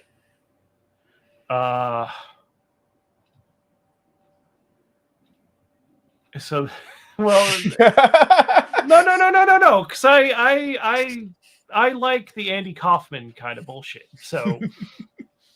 So the idea is not a bad one, but it's then I've got to set up this infrastructure or go through someone else to do this thing. But that also means setting aside what I'm doing for my main thing, because that's one of the things I'm supposed to be doing here is writing stuff. But I mean, maybe, yeah, it's just, I guess, what would it's one thing if like Wizards of the Coast came to me and said, hey, you want to write something and we'll release it, under a pen name, and like that might be interesting. But just going through like another independent publisher to have something unrelated out there through someone else, it's like, what? Yeah, I don't know what the point would be of that unless it's something to specifically cause trouble. But then it would have, for it to work, it would have to go through someone that's already established. But it would have to be something like so far away. I mean, me trying to cause trouble under a pen name, releasing stuff, like through, I don't know, through Desborough or through Red Room, it's like that'd be like a lateral move. What's the point? So you're not Dick Pound. That's what you say. No, I'm not Dick Pound. No, okay. Well, now I don't know if there's any rumor. I'm just starting there something. Yeah, no. I'm causing trouble. Because also like we talked about like the identity of a LOTFP and stuff like that. That there's a feel to it. Do you sometimes feel like? Do you sometimes feel like doing something different, something like of a different flavor? Like, do you feel like you're tied to that? Do you something like, oh, I want to do something that's just like happy, that was just like nothing gloomy about it, nothing weird?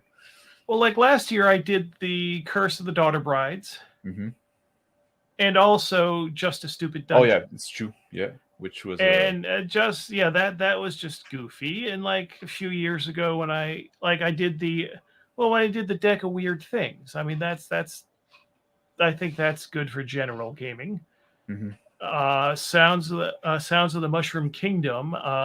It has the element of being a character that people can eat you to gain powers, but it's a mushroom man. I mean, that's not really.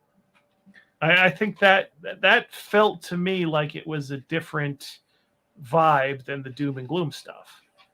So, and again, talking like a lot of the stuff Kelvin does has a very happier kind of vibe to it. In a way. Well, yeah, but still, when you're doing, when you're making horrible bee puns, and that's the reading experience of the thing, that's certainly different than like Curse of the Daughter Brides, where I'm having the note bragging where like the first editor just had to quit because he couldn't take it anymore. It's yeah. So I think there is room for different things, and if something's sunny and happy, I mean, that's, we've released some things that like don't have anything supernatural in them at all.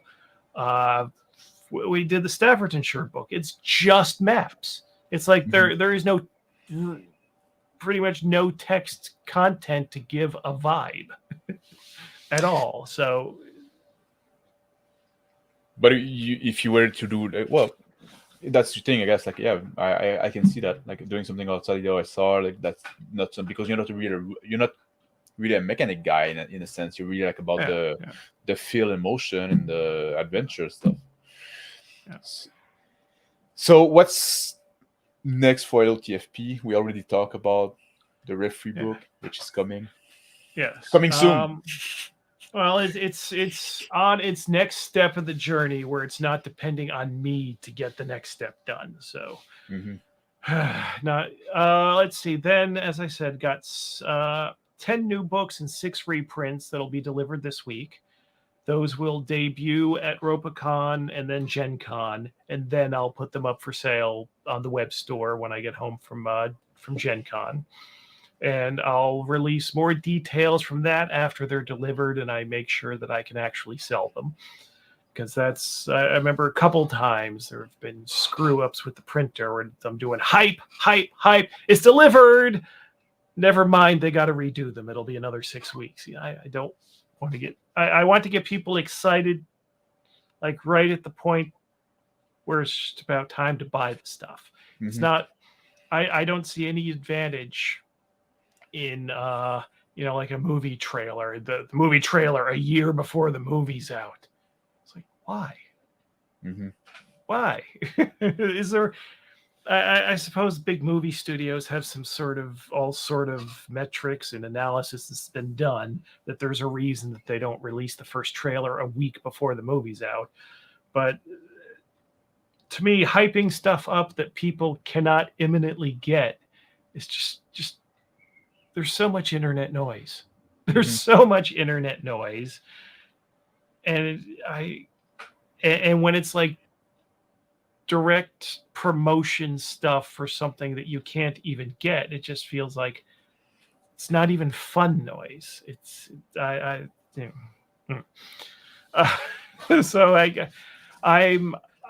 do not have a marketer's heart. I'm sure anyone with any background in like real professional marketing, if they're listening to this, is being like, no, you fool. But well, you do wear many hats, so at some point, like, some gonna fit better than the other, I assume. I'd say that the marketing bit that's the worst, because, for example, if there's a band I like, all I need to see is the release date for their next album. That's all I need to see. Or if there's, for example, like if there's a movie series I like, all I need to know is when's the next one out. I don't need to get excited with the trailer. I don't need to read reviews. I'll actively avoid all of that if I already know I want to see it. Of course, it's a bit trickier. How do I get into new things? But it's like for music, I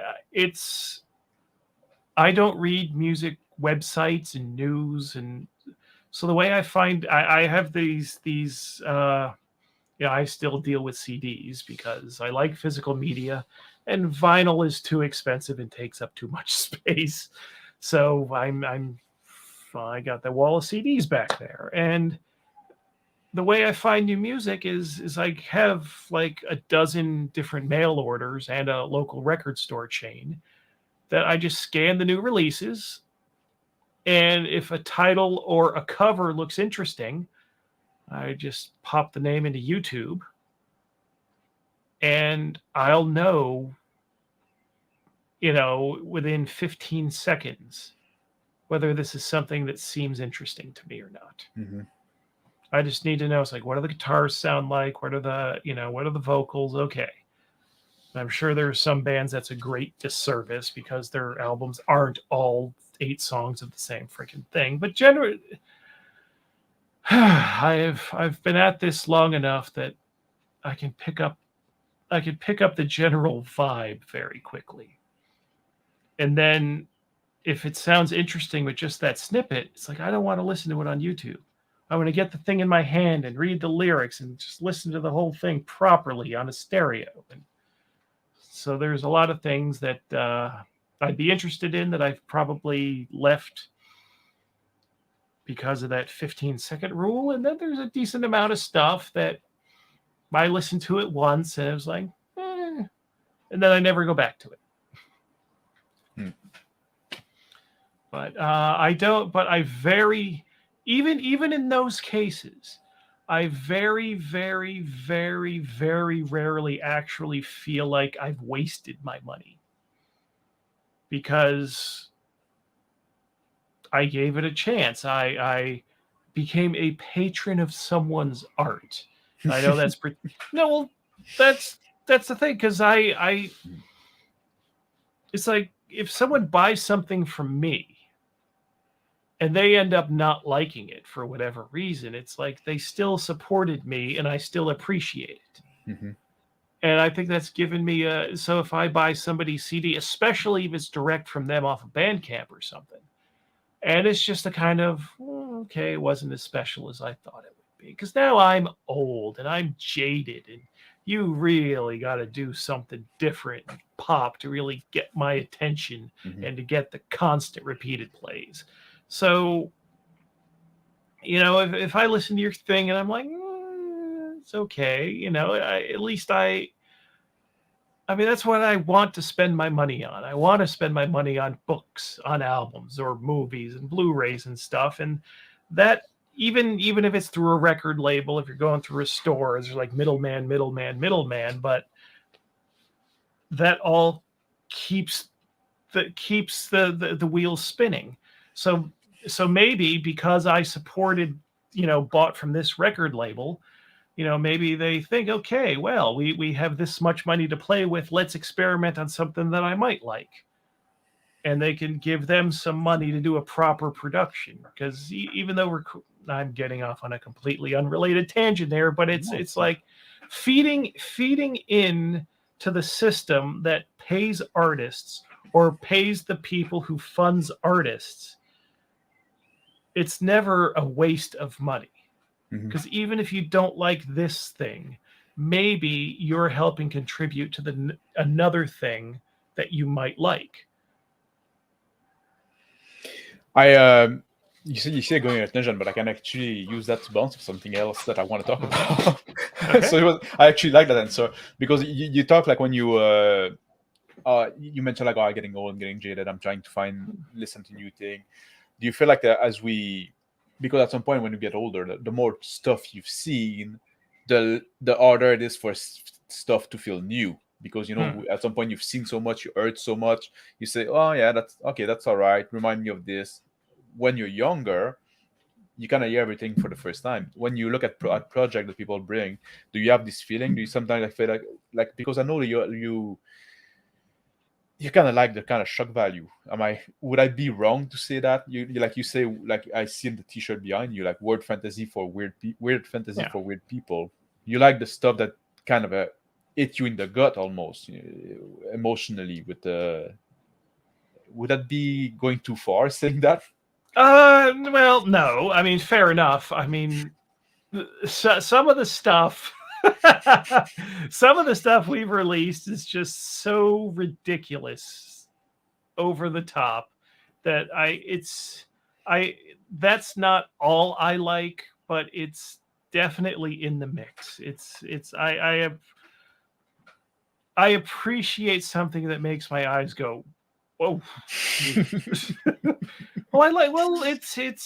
I go, like, I don't go see that many movies anymore, but twice a year there's the Night Visions Film Festival that has all this indie horror and weird stuff, and I buys, I can't physically just last all night anymore, so I'm not buying the all night tickets, but I'm generally seeing 12, 15 movies over the weekend. And there's some, most of the movies are just awful. They're boring, because again, I try not to research the movies too much. I want to go in fresh. I want to experience the twists and surprises as twists and surprises. And most of them are completely unremarkable, in every way. It's like, oh, but sometimes there'll be one that's just cinema, and it's really, oh, this is very well made, all the details and everything's good. And then sometimes it's like there's a really good actor that's in the middle of a complete clown show production. But you can see it's like, okay, they have elevated this, okay. And then sometimes they just go over the top and they're doing the shock value. And when it fails, it's awful. But when it works, it's just like, whoa, hello, go that because I'm still there's still when you have like a generic mainstream horror movie where you know they're about to give you a jump scare, and the way they do it, it gets me every time. Yeah. Because it's there was this one movie I saw, it was part of the Conjuring universe thing. I forget which one it was, but I was so annoyed at this movie and how it was, to me, not earning the reactions it was trying to get, that I just closed my eyes. And I'm not even going to look at anything, but just the sound design. When something jumps out at you, there's also that bleh! Yeah. And so I'm like, just like not seeing anything, but the noise comes out, and I'm like, and it's just like that's kind of cheating. Yeah. It's But surprise, not really. It's not an intellectual yeah. shock. It's just like you're shocking your senses. Yeah, but when you get a thing that's really pulling you in with like suspense, it's like what's going to happen, and it matters, and it's like, oh God, and this movie looks good enough that like where the performance and the whole thing is sucking you in, so you're not thinking, oh, how is this special effect going to look, but it's like, oh, danger, a good movie, even on a small budget, can still do that. And get one you of the immersed. That's the term we use in the oftentimes in RPG. Yeah, and to me, I appreciate when it's teasing, when sometimes it will really pay off with just the complete. I mean, I can give the most extreme examples, like a Cannibal Holocaust or a Serbian film kind of thing, where those disturbed the shit out of me. Those were they were actively unpleasant to watch, but I appreciated that they made something that was truly that unpleasant on purpose and went through with it all the way. And then there are times like I saw that Terrifier 2 movie, which has to be the goriest movie ever that ever got shown in theaters. Because I know that had a normal theatrical run in the US. But watching it, I just didn't feel anything. It just looked like a demo reel for some makeup special effect guy, because it was all practical. But it was just so nothing to it. I was not sucked into the story, so I'm just like, oh yeah, that's good makeup. Yeah, good special effect. And I don't care that this person's been flayed into 100,000 pieces. But then I also like trauma stuff that is really low budget and low brow, and they're being gross and funny with it at the same time. And that's its own vibe too. It's I enjoy a good tonal whiplash.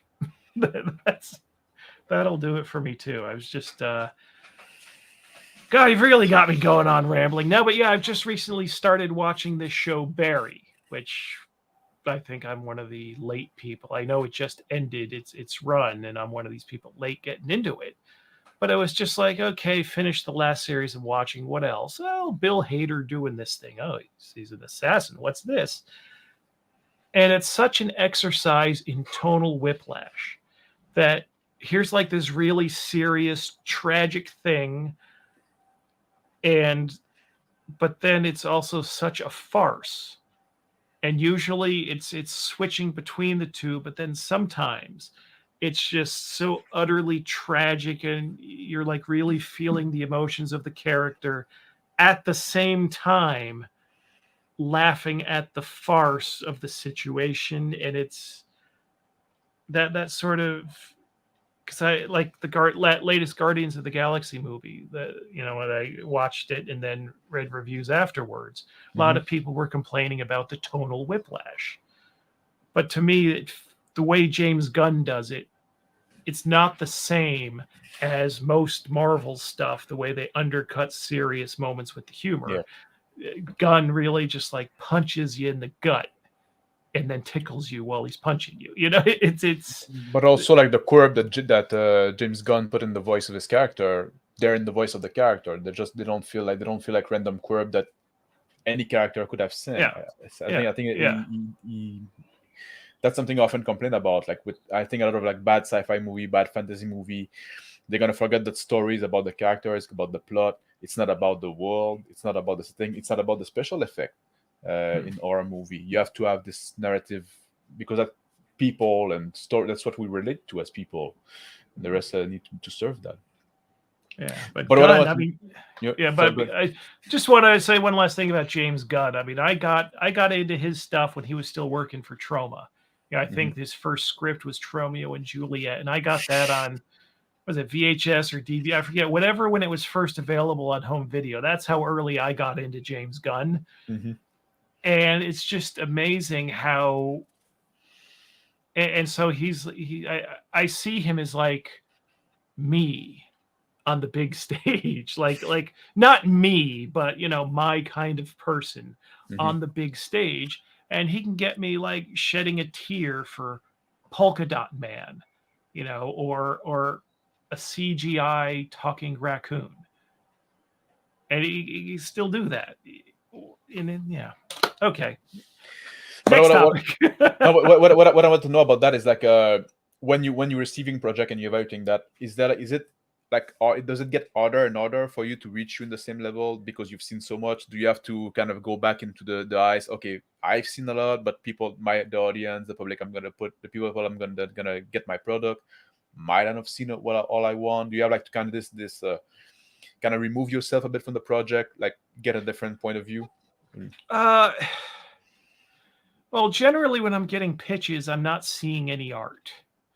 So I think a lot being explicit in text hits a lot differently than seeing something explicit. Like, for example, the Book of Antithesis. You know, the art that ended up having with like the butt faces and you know, this spread of just like demon penises. You know, none of that's in the text when he sends me the text. None of that is in the pitch. You know, when Job is, you know, when I'm talking to Job and he's trying to explain to me what this book is going to be, he's not saying, oh, we'll have a spread of demon penises. So, but yeah, there's got to be some interesting concept in the middle of it that I think, okay, that's a good thing to explore. And very rarely is how explicit it is contained within the core concept. For example, like another Job thing, like Towers 2. I mean, that's got, let's get you super demonetized, you know, that's got the death fuck magic, and that's got the cunt whip, yeah, as magic items, and these things are illustrated, and there's all sorts of crazy stuff there. But at the center of that adventure is like a mini sandbox, old school kind of exploration faction thing. I mean, there's actual solid stuff under there that's got nothing to do with all the craziness that's surface level. So, yeah, it's hopefully, you know, whenever we're going really over the top, that there's still something like solid underneath, that it's not simply an exercise of look at me. It's not just shock value. Is that something I'm sure we've gone over the edge in the wrong direction in that, because you know, because what you think you're doing and then what people see you as doing it's not always going to be the same thing. You just do the best you can at the time you're doing it, and sometimes you've done better than other times, but the hope, at least, is that there's something real and gaming usable at the bottom, even, you know, regardless of whether the surface is respectable or, you know, just being weird. when you do the open call for art, you mentioned like, oh, I'm just saying I need art for this kind of project, and people like approach you now. Do you find sometimes people just don't, that there's a lot of artists that just don't get it and do try to, oh, I'm gonna go all over the board, and and you just look at it and say, yeah, it's feel kind of cheap, or you feel kind of like you're going just for shock value. There's no do you get like, sometimes I guess you must have those kind of submission as well, no? People Well, that usually, just don't get it. well, usually, when I'm doing open calls, I'm just looking for artists to send me their portfolios. I'm not necessarily having a specific, like I'll have projects that I know I need art for, but I'm not saying this is what the project is for. I'm just wanting to get the portfolios in, because even if someone's not good for this project, maybe there'll be another project. And sometimes, and then if it is a project that's going into the more explicit territory, that's always a difficult conversation, because most people don't put, tits and blood all over their portfolios. But every so often you find someone that does have some of that, and you're like, okay, this I can approach for this sort of stuff, and they're not gonna react badly because it's in their portfolio.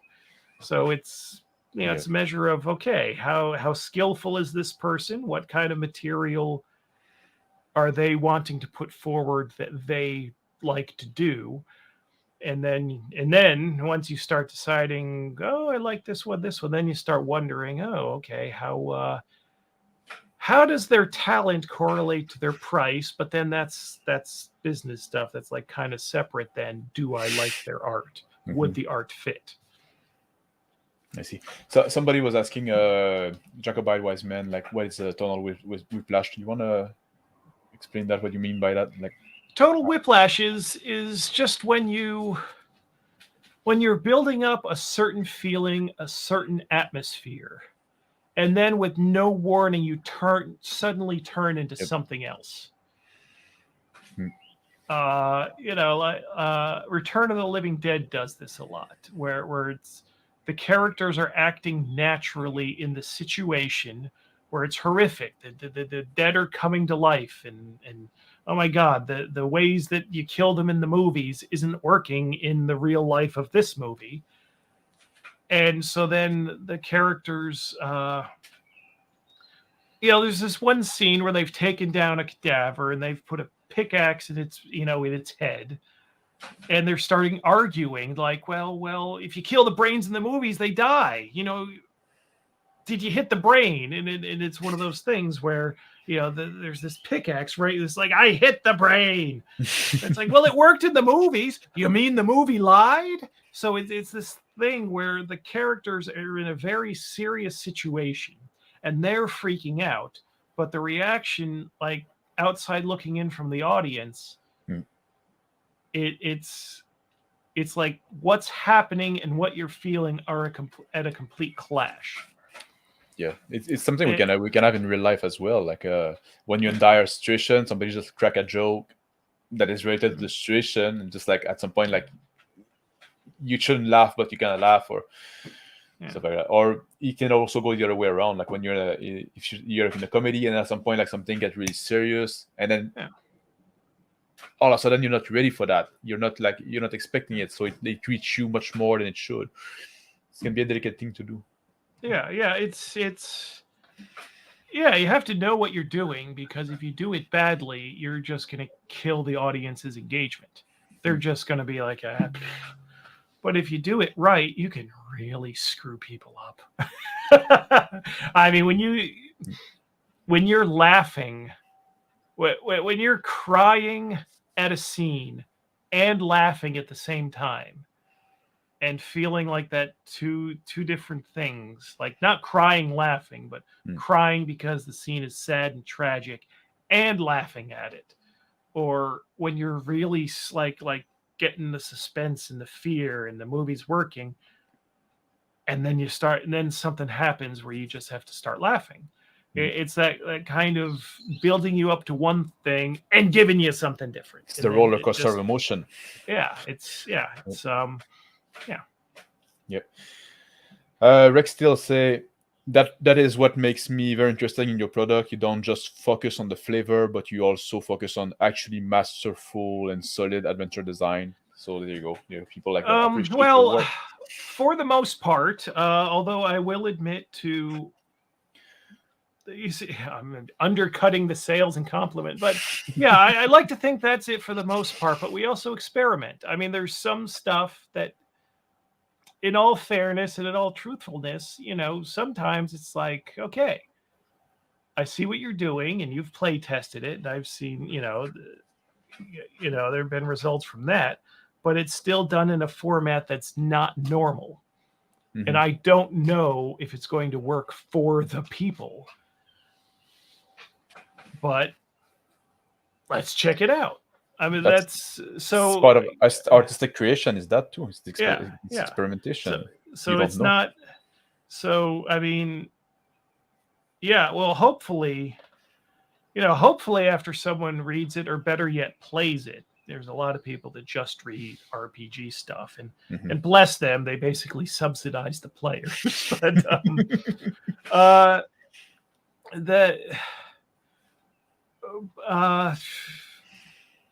But there. Oh, wait, hold on. I've lost my train of thought. Yeah. Hopefully, after you've read it or played it, you think this is great. Mm-hmm. But when you're trying to make sure things have different flavors, and you're wanting to give people license to explore and try things, not everything's going to work for everybody. I think of a couple things, like, when I look at Wizards of the Coast stuff, they're a nice safe target. I go to the game store and I'm paging through. It looks like a very tight directed, this is your game experience, and we hope that everybody playing this has a uniform experience playing this. Mm-hmm. That's what it feels like to me, reading modern Wizard stuff. It's like going to McDonald's. You can know what you can expect. Yeah, and that Lamentation stuff definitely isn't like that. Mm-hmm. I think I've done something wrong if I start hearing too many play reports where the same things happen. Mm-hmm. I like it to be more open-ended, and to hear that all these that different groups had much different experiences with the particular things.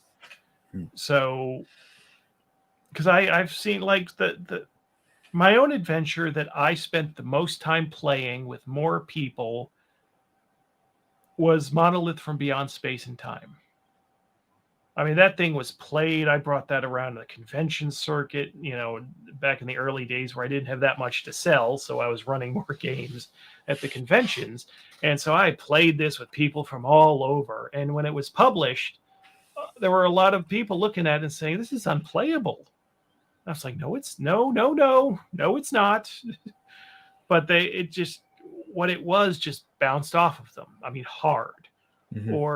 Or you get things like The God That Crawls, which was around the same time period, but I read one review where they were running it. I guess they had like modern D&D on the brain with how to do it, because the God That Crawls is basically designed to it shouldn't be defeatable by the characters in straight up combat.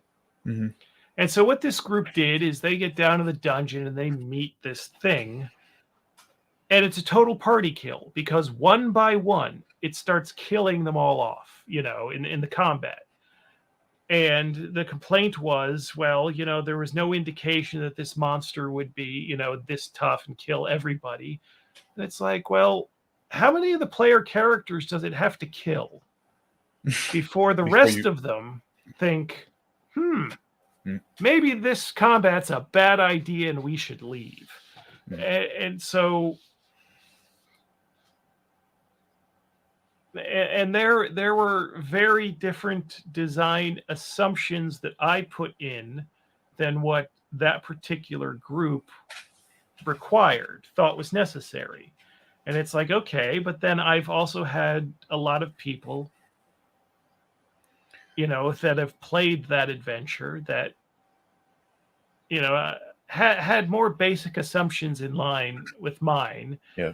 and didn't try to take it on, and so all sorts of different things happen, and it's like, okay, is this a good adventure or not? Is this masterful adventure design or not? It's can be an extremely subjective thing, and I hope the person that made that comment doesn't think I'm haranguing them or anything. It's just, it's dealing with both criticism and compliments. It's, I don't know. I want to argue with both. I think that this like the specific example you gave, like I think a lot of like maybe newer player, oftentimes like I have like this kind of like for them, like going adventuring is like going to Disneyland. They expect that thing are going to be like somewhat managed, somewhat safe, like running away, like, oh, this encounter is there, it should be defeatable. Well, that's not how it should be, in my opinion. That's something I talk a lot about in my channel as well. Well, modern D&D and stuff, it has that sort of thing built in, like the challenge ratings and things like I hate that. That it seems that their goal is with their game design to have it down to a science to know how a combat's going to turn out ahead of time. Yeah, I much prefer like create the adventure, create the encounter that makes sense for the narrative and stuff like that, and let the player deal with it. Like it doesn't have to be balanced. Yeah, or have especially older adventures with the way random encounters are set up. It's like if you get a random encounter, you don't know if it's going to be 3 giant rats or 2 tyrannosaurs. It's a challenge environment where I think you shouldn't be able to expect just to beat everything you meet down into submission.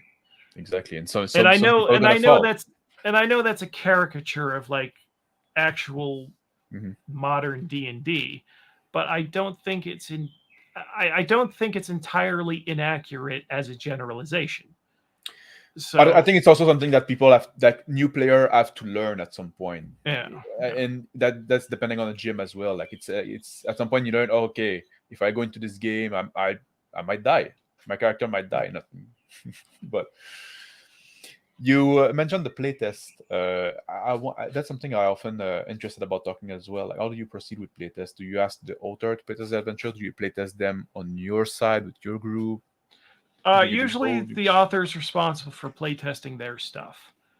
And because, again, the goal is not to have a carefully constructed uniform play experience for everyone, I'm more interested in, can this work as you've set it up? Not necessarily this needs to work whenever this way whenever someone plays it. So it's a bit of a looser thing. I mean, when I play tested, I actually, again, I don't personally play everything that's submitted to me, but like K-Long by Kenneth Haidt, I played that a few times with a couple of different groups, I think, and it always ended in a TPK, always total party kill. But the last time that happened, it was because the Naga showed up as a random encounter as they're approaching the city to leave the area. And it's like, if I had rolled anything else on this table, the characters would have been free and clear. But it's just because of this one bit of bad luck that it's like, oh, that's it. And so it's like, yeah, this could have worked. Okay, good enough.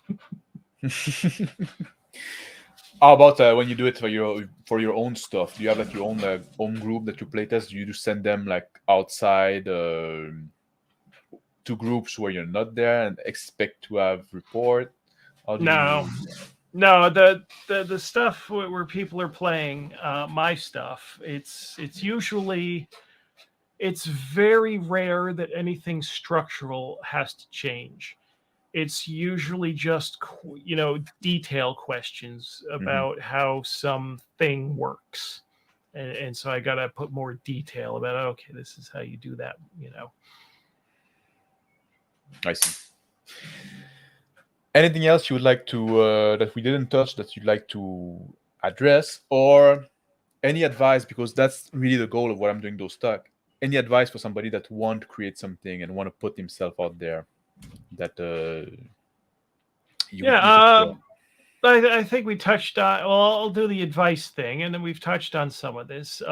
If you're not passionate about inventing mechanics, just pick a game that's got an open license and just use that. And then do the thing that you really want to see. I mean, if you're just wanting to make money off the role-playing industry, I'm sure there are much easier ways to make the same money. Mhm. So do the thing you're really wanting to do, something that's you, that reflects your interests and what you want to explore in gaming.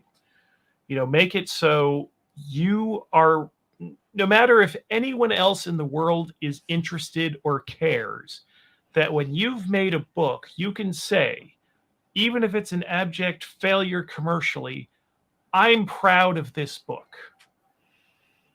And as far as budgeting and art and everything, don't spend any more than you can afford to lose, but spend that much.